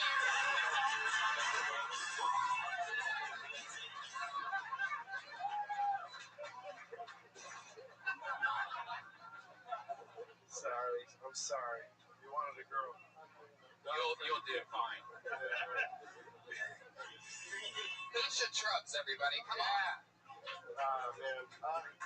I took the bus to get here today because I'm successful. And on this bus, I saw an old Eastern European man, and I knew he was Eastern European because I myself was born and raised in Ukraine, Massachusetts. And this poor Eastern European man was just drinking a monster energy drink, just minding his own business. This lady, she gets on the bus and just starts getting shit. After about 20 minutes of this, he just turns to her and he says, "Bitch, you is the monster. And if you have any more suggestions to give to me, or be your suggestion box with my suggestion in it, go and fuck yourself." I apologize for my jokes. A lot of my jokes are artistic. I'm going to level, but just can't.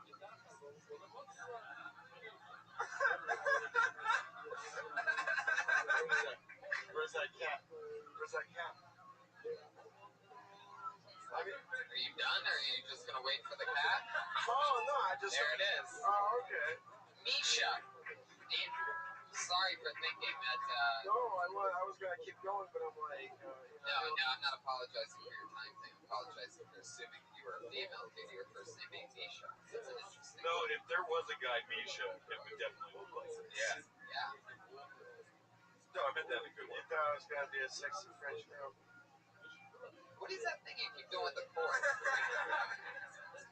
It's sexual or something. You're doing it a lot during your set. It was like highly distracting. I like that voice though. Yeah. The voice is funny. Yeah. It was funny.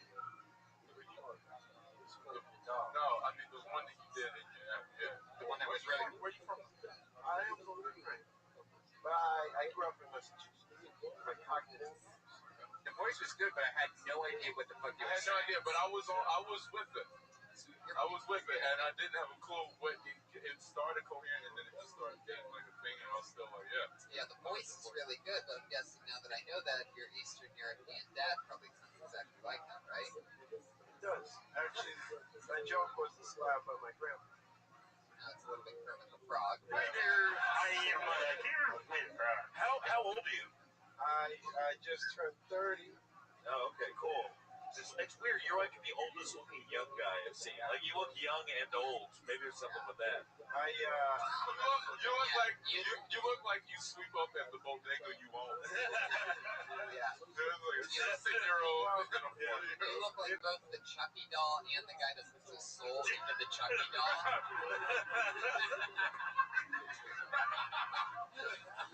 If it makes any sense, I was born April 26th. No, it doesn't make any sense. No sense. It's Chernobyl Day, baby. That's not a thing. Chernobyl Day is not a thing. That's not Earth Day. That's not Easter. I celebrate. No, it's not. I celebrate. You celebrate Chernobyl Day. Special day. I like that you had a baby behind it. Yeah. Chernobyl Day, baby. Baby, make it rain with limbs. The autistic... long-term poisonous effect that plague communities for generations. Make it rain, acid from this guy. Is your dad a spy? No, he's just a failed businessman. The autistic joke was pretty fucked up and funny. I really wanted to know what the first joke was about, because really I did not understand what the fuck you were talking about. So it makes me think that you need to work on that accent and dumb it down a little, because like when it gets to that point, it's like, all right, joke's over. The funny part's somewhere in this mess. And your second joke was pretty funny. So what was the point of the first joke? The first joke about being on the bus. Yeah, when you go into your dad's voice with no idea what that part was about. Well, it's an Eastern European guy who was just drinking a monster. I don't know if I want to skip that. But I did. And the lady, she was giving him crap about it in a monster drink. And he turned to her and said that she's the monster. All right, I was wrong. Oh, boy. What did that do to you to warn you to send him some film visions on the podcast? Oh, man. Well, because he always falls pyramid schemes. I like your outfit. It looks like when you came from the Ukraine to here, like somebody broke the Ukraine. Like, Here, dig what the Americans wear. Non-cargo pants with zippers and weird pockets and Skechers. No, I went to H&M. what do do you do for work? I'm a tour guide. Wow. Warner Brothers and San Francisco, where I saw you first. Oh, nice. How long have you lived in LA? 3 months. 3 months. 3 months. You sounded. Well, there wasn't a compliment, so there you go. Okay, yeah. He sounded flattered yet concerned. So when I saw you, it was like, oh. No, I saw him at the some sketch fest. We were at the same show. Oh, nice. Okay. Sweet. It's always weird when there's not a compliment attached because then you're like, yes, you did see me. I don't know what else you want to say. Guys, we're going to move on to our final part of the show. That's Misha Trubbs, everybody. He's on Twitter, Misha Trubbs. Guys, up until last week, we had the same two regulars writing and performing a brand new 60 seconds every week. Whereas everybody else you've seen tonight gets pulled out of a bucket, gets lucky to come up here. We have two brand new regulars. This is their very first time being regulars. Last week was their debut, and now it's a whole new thing for them. So with their second appearances ever on Kill Tony, our two new regulars are going up tonight. The first one being, we met her here on Kill Tony, guys. That's a big credit. She just recently broke her leg, and it's her birthday. The one and only Melissa Esslinger, everybody.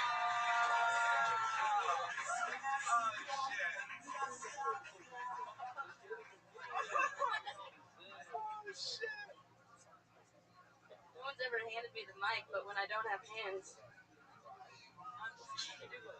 that was supposed to be funny.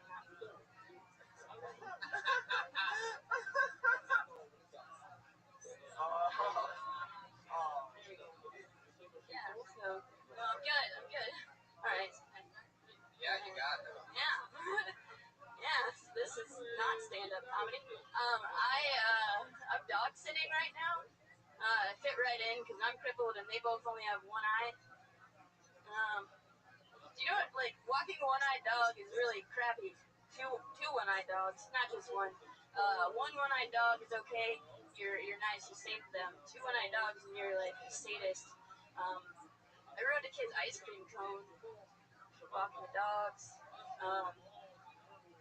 Yeah, some people like a warm cup of, this isn't a good night. Some people like a warm cup of coffee when they wake up. I like a warm bag of cookies. But, yeah. So let's talk about something else. My mom, when she gave me the first sex talk, that was fun. It was on the way to get birth control after my first pregnancy scare. I'm feeling good. Alright. It's not failing, Melissa. Jesus, God. Take it easy on yourself.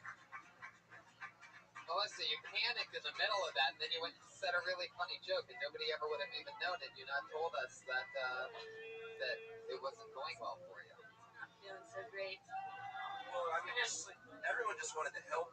I know, that's mean. I will say this. I was just like, Yeah. this is the first time I felt weird as shit for helping someone. Yeah. I was like, I know. and then you got on the ground, but still, I felt like I was the one making it weird. I felt pretty weird about it. It wasn't your fault at all. That was really sweet. I'm really sorry.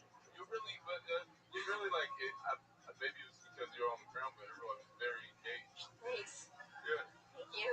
Well, she's that way standing up, too. How'd you break your leg? Well, thankfully, it's actually the bone is not broken. I just like really screwed up the ligaments. How'd that Bad. happen? And I crashed my bike. Motorcycle or bicycle? I don't know. But You got a bicycle accident? yeah, well. Adorable. Training wheels. Just yeah, I tried to get off of those. No, it's a cruiser, so just the chain breaks, you can't stop. And the chain came off, and I thought it would be a good idea to grab the guardrail next to me and rope my body around that. The cruiser doesn't have brakes because that sounds like a recall. Yeah. Yeah, it sucked. Well, it was dumb the way I panicked, and I like grabbed the rail and literally. How fast were you? I don't know, I was going down a hill. Yikes. Yeah. Okay. You know. Today's your birthday. Yeah. Congratulations on your birthday. Melissa Esslinger's birthday. How fun. Yeah, I mean, you panicked get there twice, and nobody knows that the joke's not going the way that you want it to until you tell them. Yeah. You know? I think that's a very common mistake that I used to make regularly when I started out. And that's, I used to always say, like, fuck, you know, like after the first joke, if a joke didn't get anything, I would let it ruin the rest of my set. And even though people would tell me for years, you know, a couple guys, some of my close mentors would be like, you know, you don't have to talk about it, and blah, blah, blah, blah. And I still just kept doing it over and over again. There's no reason to call it out. Like, you just move on because, look, you got a huge laugh right after you panicked is when you got to the actual punchline, which is crazy. I'm talking about panicking after a punchline doesn't work and you panicked just stumbling over a word. Like, there's no reason to let that throw you off. People aren't going to be like, that's not funny because she stuttered on that one word. Like, it doesn't matter. It'll always be there. So don't worry about that stuff. Dance your name. You know, yeah, I mean, it was, I do the same thing still, like, you know, when something doesn't work, I'll fucking give up on it. I mean, it still hasn't left me.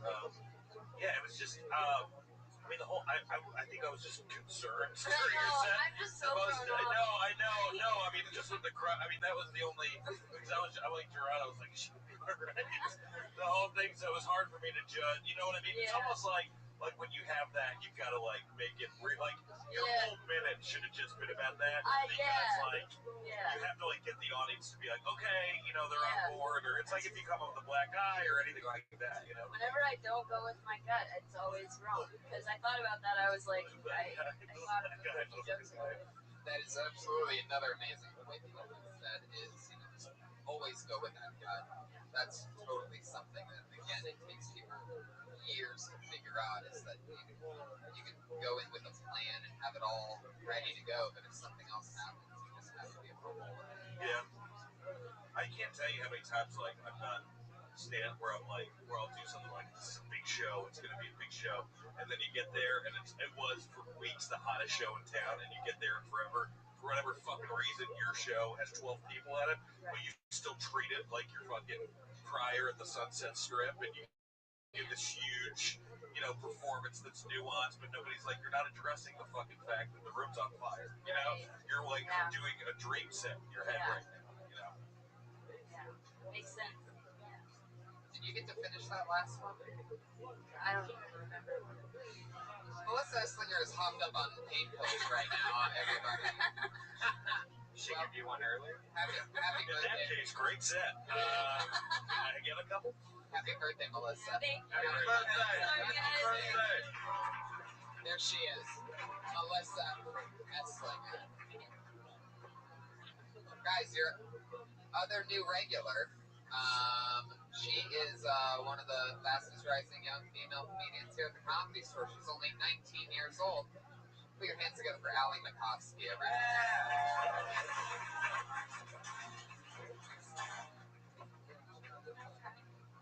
I hate guys who say all girls are beautiful. I think it's bullshit. Because the same guy who said all girls are beautiful has also said, fuck that ugly hoe. You can't just switch it up last minute, you know? You can't just all of a sudden become like the Don Juan Quixote. I don't know who the guy is. But you can't just change it up like that. Because, you know, girls don't do that. Girls aren't like, all guys deserve the tightest pussy in the land. You know, like, I'm up here doing my best. I got acne. I haven't shaved my vagina since 9/11, you know? And I only say that because I'm young. My bush came in 9/11. 9/11, Bush didn't cause 9/11. 9/11 caused my bush. Okay. Thank you. 58 seconds of Allie Makovsky, everybody. Who, again, coincidentally started to panic at one point, only to land in an applause break accidentally while not facing the audience. I love it. It's a great first showing by our new regulars, because it's like hilarious the funny mistakes that these people make. What happened to the old regulars? They went down to do spots in the original room now. Now they're on the friends and family list. Oh, nice. Second hardest list to get on other than being paid regulars. So now they're doing longer sets, perhaps even right now downstairs. That happened last week.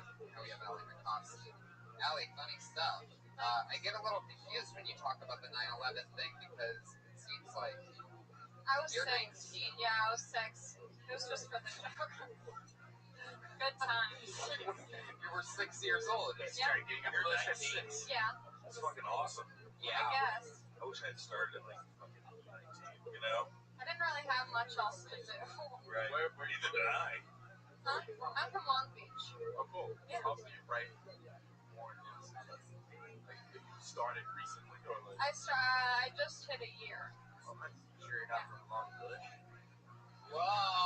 Are you, Whoa, Pat Reagan. This is like an overall thing I say to anyone who's like comes up to LA or whatever, but maybe I'm wrong because Tony, you both came up in LA, Scott, and Gerard did. So like you guys are the 3 exceptions, not you. Well, the 2 exceptions to the rule for the most part. It's like, are you going to college right now? No, I did 1 year of college. And then you dropped, you're not in Yeah, college anymore. So I would like, honestly, I mean, like fucking, and this is like I just think it's so hard as a young comic to come up here. He's the exception. He's the exception. Fucking move to a city that's good, has good stand-up, like a Chicago or an Austin or a Denver or a Seattle. And I say, where you can stay on Kill Tony every week. And Yeah, don't I'm listen trying to to Dan. No, I don't know. I mean, I will say something too. It's just harder here. Yeah. I get to this conversation a lot, though. I guess it depends on you. You know, like Right. Like Yeah. I was just under the belief of like practicing with better competition. Not learning that. But you can still, if you get to like a city with good comedy, there's still competition. You know what I mean? True. But there's just not like you're not in a room with like fucking everyone from William Morris the first time you get on stage. Yeah, well, and I think like the other day, my friend told me I did like an actual show, and like I did fine, but I felt like I didn't do well. And he was like, "Well, I could see how you would think you would have done better because it's like kind of like jokes for comics because I get so used to performing in front of other fucking comics." Everyone when I remember the first time I got really good at mics, and then I fucking did it like a club show, and I did this fucking retarded puppet bit. I did like and I went up, and it was like it goes at Stand Up New York, and like I was like, oh shit, this is like what that's just normal. Like you're gonna have. I'll tell you this, and I can say this with no hesitation. It hit me 7 seconds into your set. Your stage presence today blew everybody else that I saw away. And the fact that you're 19 years old is I couldn't be more excited to have you be part of this show. Allie McCoskey, everybody. Follow Allie and Melissa on Twitter and Instagram at Allie McCoskey and Melissa Esslinger. MACOFSKY and ESLINGER. There they are, Allie McCoskey and Melissa Esslinger. Guys, we did it. Carmichael's show this Wednesday, 9 p.m. on NBC. Dan St. Germain is Dan St. Germain. What else, Dan? Anything else? Hey, follow me on Twitter. Everyone's leaving her. Wait, when does this come out? This is the podcast. What? Oh, it's now? Yeah. Oh, if you're in North Carolina, I'll be in Asheville and Bloomington this weekend. Fuck yeah. Yes. Hey, Reagan. I'm throwing a warehouse party Friday, September 4th. Warehouse party, downtown LA, the big boys. Okay, I guess Pat's having a rave, everybody. I'm pretty sure Pat just plugged a rave for the first time ever. Ryan J. Ebel drew tonight's episode. Can you believe that? He had nothing when the episode started. Now look at that crazy shit. He drew that during the show. Gerard, look at you. Wow, look at that. And that's Kill Tony, everybody. Thank you, live audience. Thank you so much. Thank you. I love you.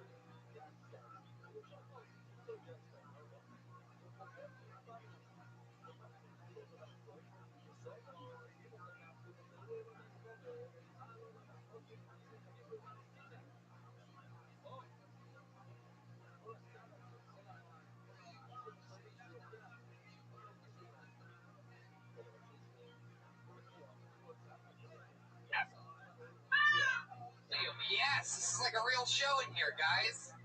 Hi, everybody. Make some noise, live audience. It's Monday night. Sounded like a pretty quiet crowd out there when I was listening to Pat Reagan. Pat, did you have a little trouble getting warmed up tonight? Well, I sat down, and I think Pat Reagan, everybody. He just played the music for you.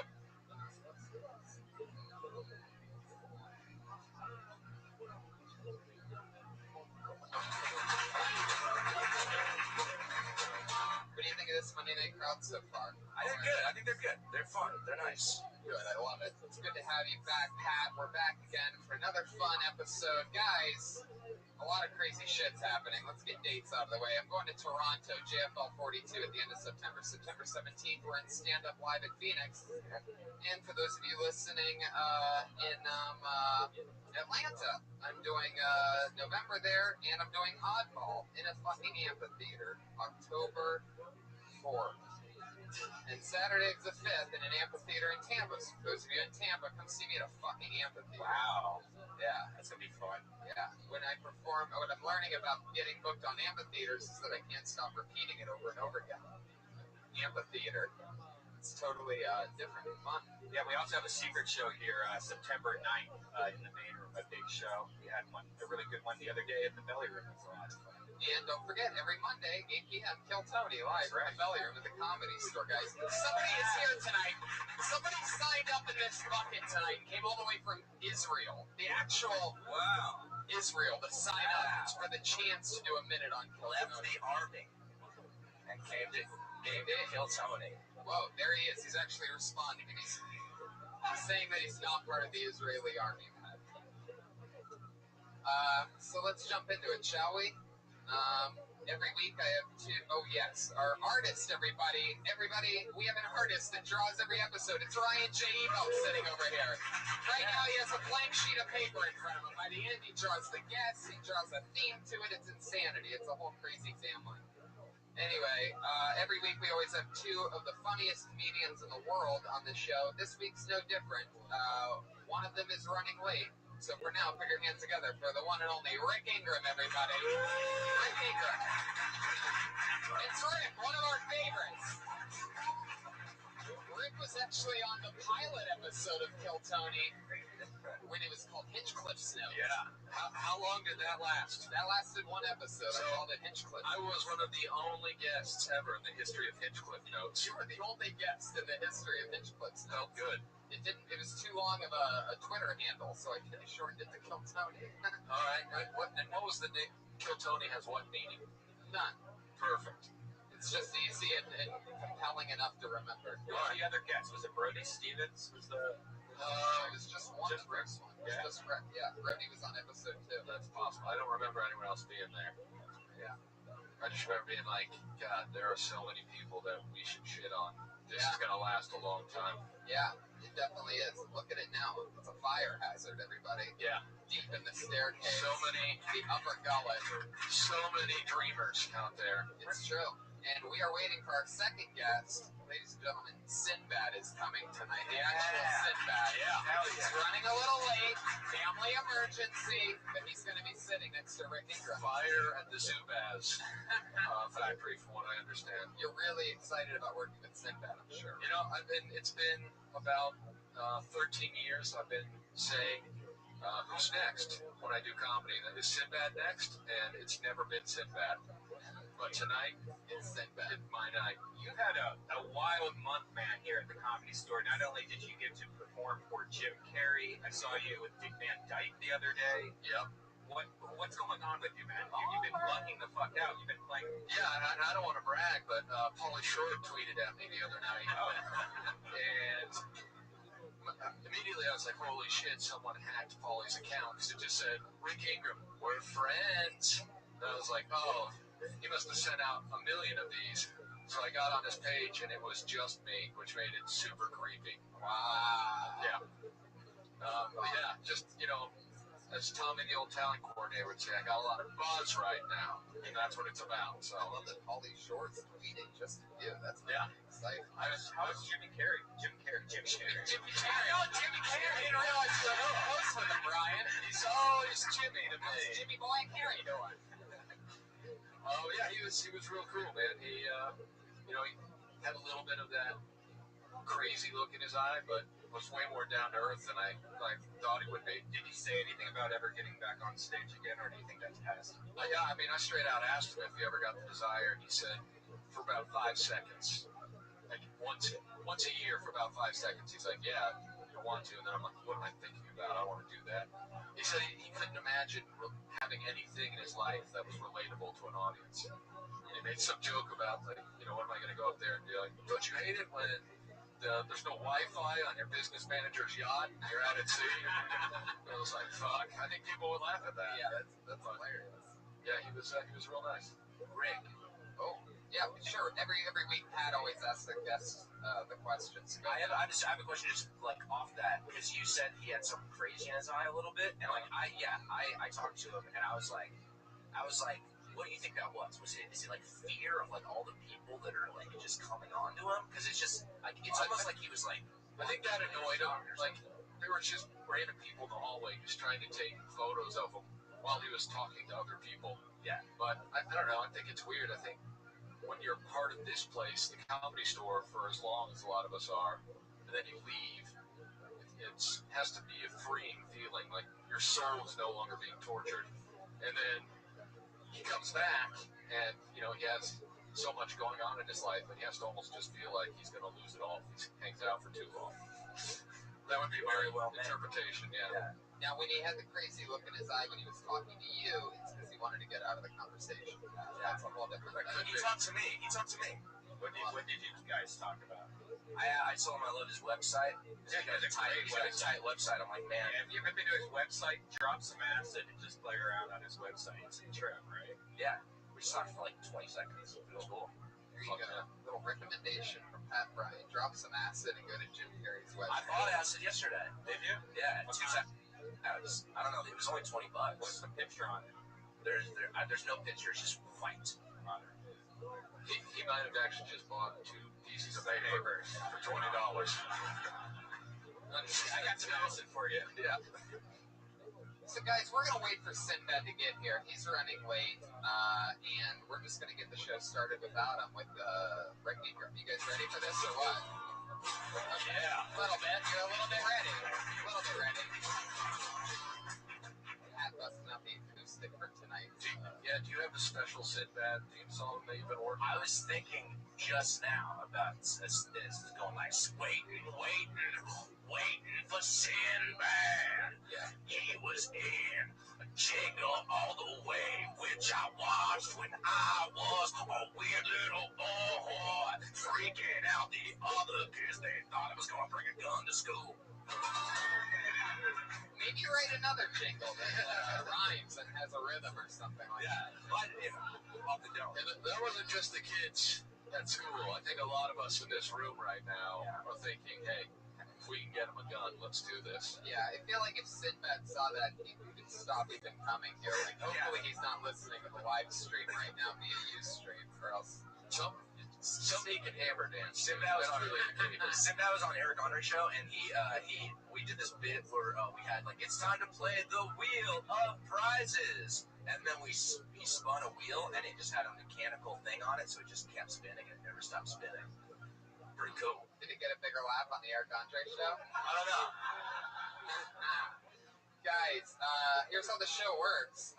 We talk to comedians after they do 60 seconds on stage. Some people, it's their very first time. Some people have been doing the road for a long time. We meet all different shapes and sizes with people. Over 30 people signed up tonight for the chance to do 60 seconds on stage. Comedians, you know your 60 seconds is up when you hear the sound of a kitty.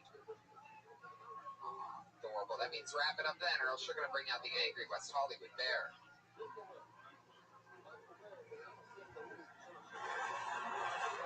There you go. Oh, there you go. Digesting there at the end a little bit.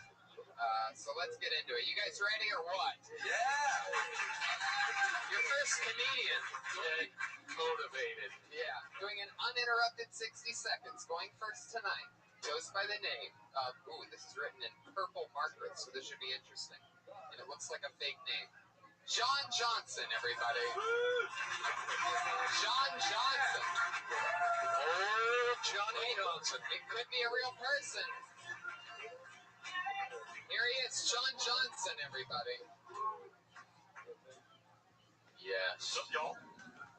My name is John Johnson. That is a God-given actual name. Easiest name on the planet to remember. Not a porn star. I get that a lot every time I introduce my name. Oh, you feel like a porn star. Girls love me sometimes. I'm sure the porn shop pod may think I was a porn star. But actually, doing 1 minute is tough for me. 20 minutes is tough for me. I like to ramble. So I moved to Huntington Beach about 15 years ago, and I've learned from the attractive, cool people in Huntington Beach. One tip on staying young. I've learned the Fountain of Youth. That's great. Fountain of Youth. My back was black. It's like a magic trick. Because in a bar like they got in Huntington, I can pass for 29 real quick in a dark bar. People are like, 29, okay, I buy that. But in reality, you ready? It's like a magic trick. 29, 39. 29, 39, 29. I feel like you were just going to keep doing that until that bear came out. Is that what you do for the other 20 minutes? Just 29 to 39, 29, 39? It was so hard to think of 1 minute thing. That's my one corny thing I do when people are like, tell a joke, funny minute. It's hard. Probably edit out the 20 seconds of you explaining that you talk a lot. And that it's hard to do. I think I should up here and do 3 minutes of the doorstep thing. Do it 1 minute. I was like, all I can do is that thing. I know, all of that after an hour-long skateboard ride must be really tough. I get it. I drive a Mini Cooper, okay? What part of Venice Beach exactly do you live in? Huntington. He's down in the LC. You nailed it. Huntington wardrobe is what I learned. Where are you originally from? I grew up in Glendora, California. Lovely. For the first 18 years, lived in the same house. Quiet little community. 89% it's white people, upper middle class, just quiet little town. It's like heaven. You are actually looking at kind of royalty from Glendora. I am not just my school champion, not just my city's champion, which had 5 schools, district 5th grade spelling bee champion. Wow, you're definitely royalty, and that you're as unlikable as King Joffrey.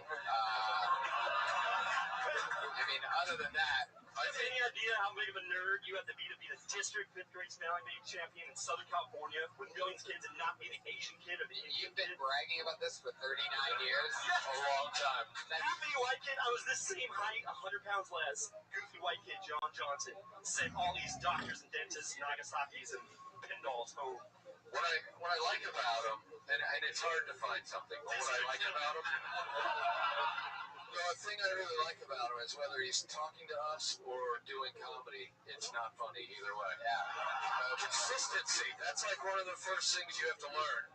And he's right on track with that. And the sandals with the monkey feet, that's loud and proud. Ugliest feet in comedy. They really are. I mean, it's like your toes are broken. What's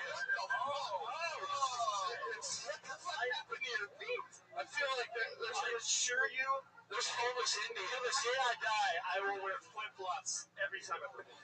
Oh my God, we have to take a picture of this. The podcast listeners or something. Like the listeners of the show, which is the majority of the people. It literally looks like... What the fuck, man? You should never wear flip-flops. Yeah. Would you like to interview them? They talk. No, don't put the microphone on. It didn't touch us. You might actually be able to just saw those off as a... That's my dream. That's a best plan. They get bionic legs soon, and I get bionic legs. Holy fuck. That's how bad my feet. What happened to your feet? Honest to God, I was born 4 weeks premature, and I had really bad flat feet. Yeah, but those look autistic. Yeah. Extra chromosome toes. That's what... Hey, I got made fun of my feet my whole life through high school, so now I wear flip-flops. You know what, though? There's a valuable lesson to learn there, and that's cover those motherfuckers up. Because the only times cops have stopped me because they think I'm like limping or drunk, and they're like, "Are you okay, sir?" And I just go, and they go, "Oh, okay." Oh, and they look at your feet and they're like, "Oh, he's 49." Yeah. They move on. Wait, what are you worried about cops pulling, on your shirt you don't That's the drink? only problem. Yeah, it says on your shirt you don't get drunk. Or is that a shirt a lot? I don't get drunk. You're right. See, that's another thing is most comedians love That's right, but I'm leather drunk. t-shirts. That's the way I walk. Yeah, but that makes zero sense. Just cover those feet up, man. It doesn't matter. Loud and proud, buddy. With anything. This Like, is me. You guys are the weird ones. This is normal feet. This is how it's supposed to look. John Johnson. These are beautiful feet right here. You guys that have a foot fetish, John, I like to suck on these things all night long. John, stop talking for a little bit, all right? You're letting the man get the best of your set right now. Zero balance. You're like itching your feet. You better be on that. Dude, That would be an excuse that we'd be like, he's a drug addict, but It's like your piggies are trying to escape. my God. How long have you been doing stand-up? I've been doing stand-up 3 years, and every time I've done comedy, I have been the first person up and hosted the whole show, and I booked other comedians, and it's so funny that I get picked for the first time here, and I'm the first person. That would be the only funny thing, I guess, about that. Hey, Dude, you should do that. I implore you to. The horse of truth, everybody. For those of you new to the show, anytime you hear that horse, it's something I've been super coming here for almost a year. John. Sir, I was going to give you a compliment. And there's the horn of bullshit. I swear. John, you should do that 29-39 bit with your feet. Yeah. Go. I already know my Feet. 29, and then you pop it off. Autistic. He's like repeat over there. just did all of our best jokes. Yeah. How's that, dude? I'm the fat Jew, dude. Find me on Twitter, fat Jew, baby. Pat, call back. I love that, Reagan. Patty Reagan from 3 Point. Old Patty Callback. Dude, I got a lot of shit on John Johnson right now. John Johnson, he talks so much, change your words to wordsmith. Also, that's just the beginning, baby. You look like you were raised in a fucking t-shirt shop by the bassist of Sublime. It's on fire. I love it. I wish that's a compliment. I like that. John.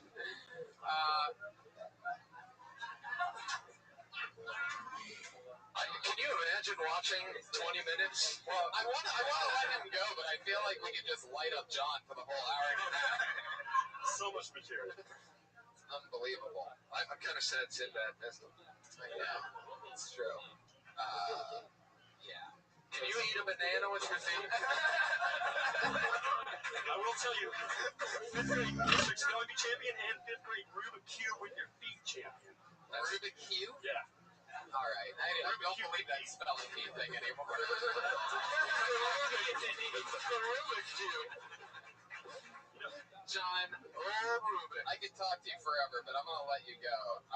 Seriously, thank you. That was my first time here. I've been coming here almost a year. My first night here, I saw you in that corner at a roast battle tell people you almost came here for a year before you even attempted to get on stage. That's not even true. You're thinking of somebody else. Definitely you. I got it my very first night here, and I killed. Thank you, John Johnson. There he goes. John. Well, you got your stories mixed up. Where's Wordsmith?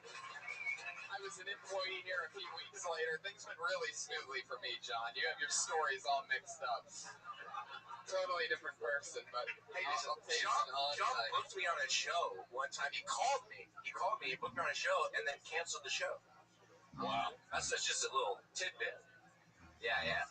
Sounds like he has a lot of faith in you. That's the exciting part. Johnson, where can they find some of those? at wetfeet.com. No, at John Johnson Show. Follow him on Twitter. God, these fucking feet were unbelievable. We started talking, I looked down, I was like, holy fuck. Dude, it's always been a thing on this show. Almost nobody can come on flip-flops and get away with it all the way. But to come on with flip-flops and have like monster fucking feet. Yeah, finger His toes. feet look like hands. Yeah, finger toes. Usually like It was the opposable thumb toe. Yeah. Really creeped everything out for me. It looked like his toes were trying to tickle the sandal that they were wearing. Like they were like clawed on. Like Special Olympics athletes feet. Something. I mean, homeless people in Pakistan would be giving him money to fix that shit. Oh, yeah. It looks like he was tortured. Yeah. Man,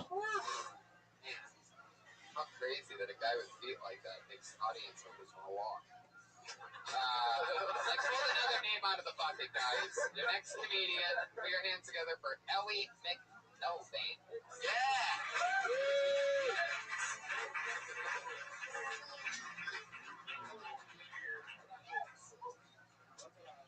I'm single, no big deal.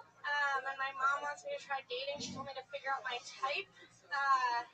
Type is a weird, figuring your type is a weird thing we all do where it's like, oh, I want to fuck a bunch of people, but I want them all to look vaguely related. To me, my brother is very handsome. That's just a fact. Just kidding. I do have two types. The first one is just like really hot guys. I don't know, that really does it for me. The other one is like nervous recent college graduates who are trying to make it work with their long distance girlfriends. Guys, it's really fun. It takes one move and I'm going to show it to you now. How's it really going? That's it. That's done. They're mine forever then. Speaking of incest, when I was growing up, my brother played this joke on me and he was like, Ellie, you're adopted. And I was like, are you flirting with me? And he wasn't. My family is really weird though. My cousin just gave birth to twins and she named them Heaven and Nevea. That's literally true. I'm really excited because it opens up the doors to name my future twins Race Car and Race Car. Fuck yeah. Ellie McElvain. How long have you been doing comedy? Like 3 years. Okay. Same as John Johnston. I mean, already far and away better than John Johnston. I don't know if you run shows or anything, but... A couple. Where are you from? Chicago suburbs. I didn't know that. Yeah. It's weird. Why would you have known that, Pat? I know Ellie. I've known her for a while. You know what's weird is that I thought she had kind of like a little Esther vibe, who's also from Chicago. Do you know Little Esther? Yeah, I love Little Esther. I also thought you had kind of an Obama vibe. You know, and Obama's from Chicago. Thanks. Ellie, how long have you lived in LA? A year. Just over 8. You having fun? I love it. What do you do for work? I'm just a production assistant for like a stop motion animation company. That's for labs. And do they show those stop animation videos like in the 1980s or something? Yeah, no, it's like they do like. I know where she works. Uh-oh. Jesus Christ, man.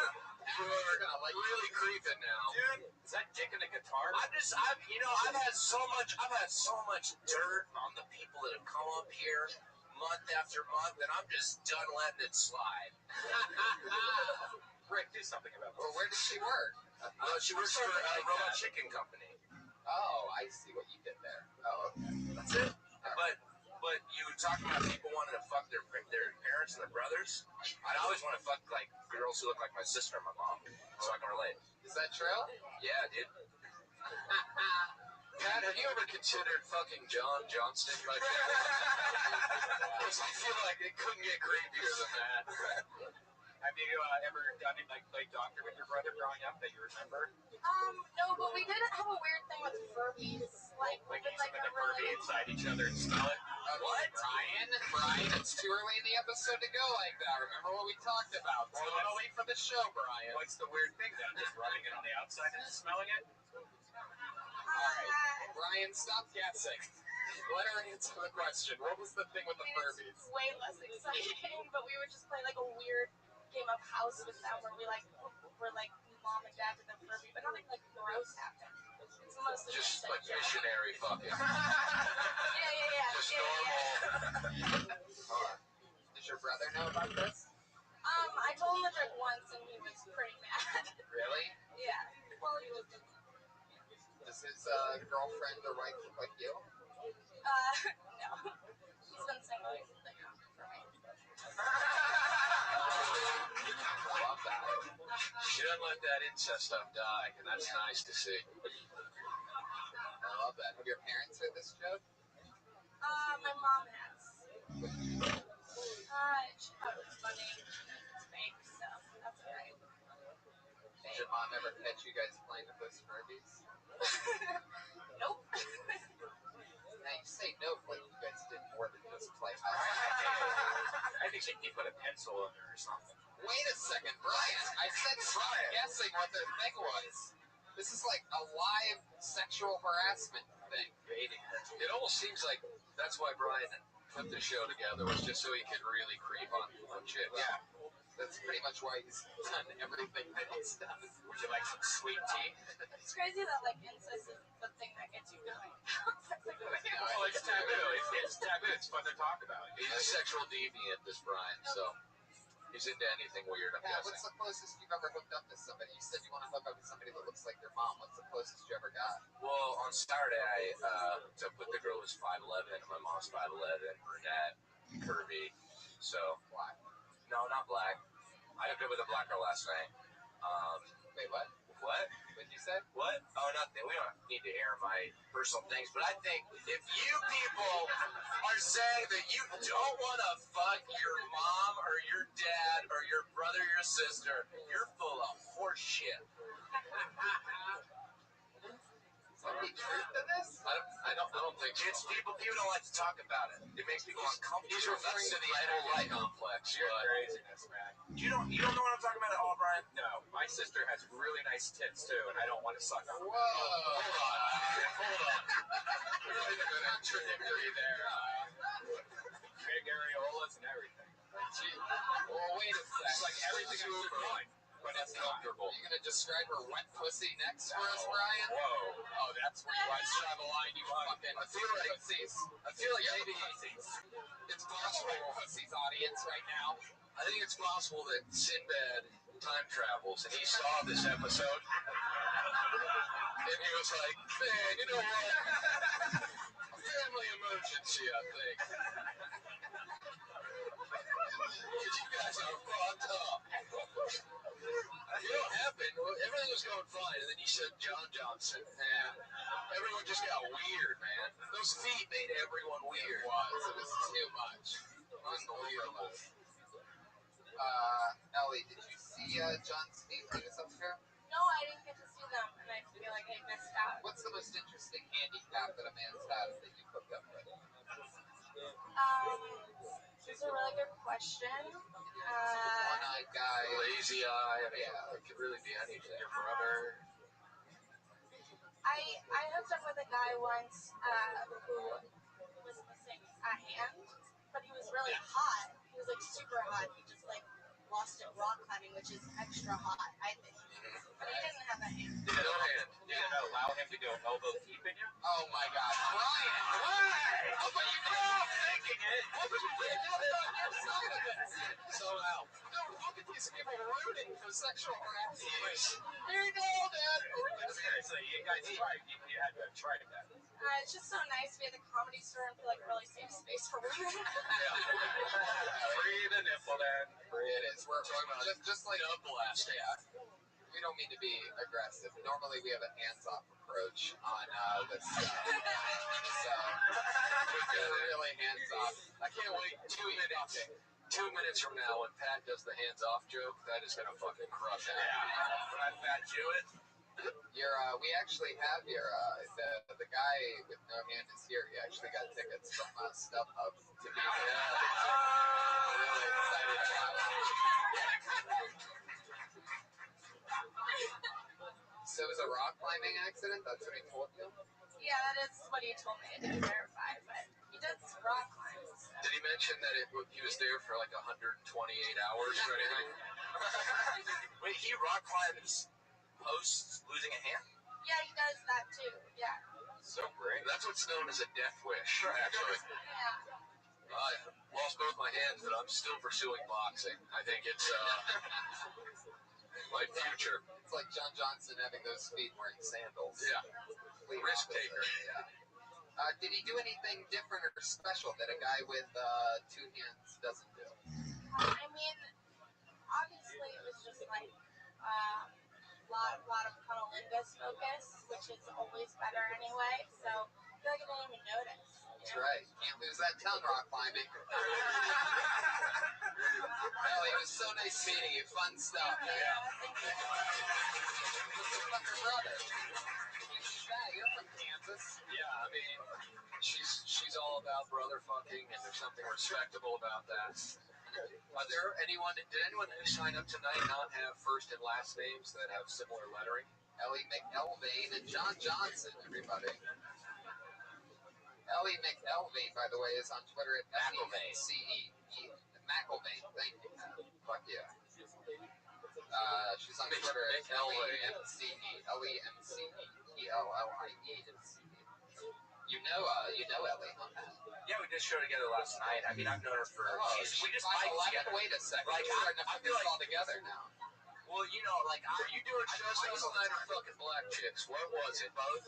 Nice. Whoa. Yeah, you know, I know a lot of people here because I'm still in the mic scene. So I go out and I fucking these my peers. Why do you do that? Like, why are you still doing open mics? Because I am addicted to stage time. So it's like I'll do 3 sets. If it's like I'll do 2 mics in a show, just because like I have nothing else that makes me feel validated. Because I put it like this. So I have a it's like a picture. I have a gas tank in my body, but there's a leak in it, and no matter how much gas you pump in, gas being validation, it can never fill it. Okay, save that answer for like a gay blog or something I want you to write about. I don't know why I'm pitching here. My passion for stand-up is like I have a gasoline leak, and what the fuck? He wants someone to fill him up, is what he's saying. Yeah. I think John Johnson's down. I pulled another name out of the bucket. Oscar Vargas, everybody.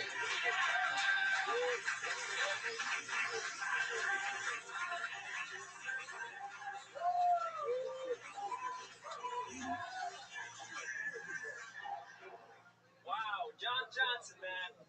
Jesus Christ. I'm not sure if we should raise money for his feet or put him down.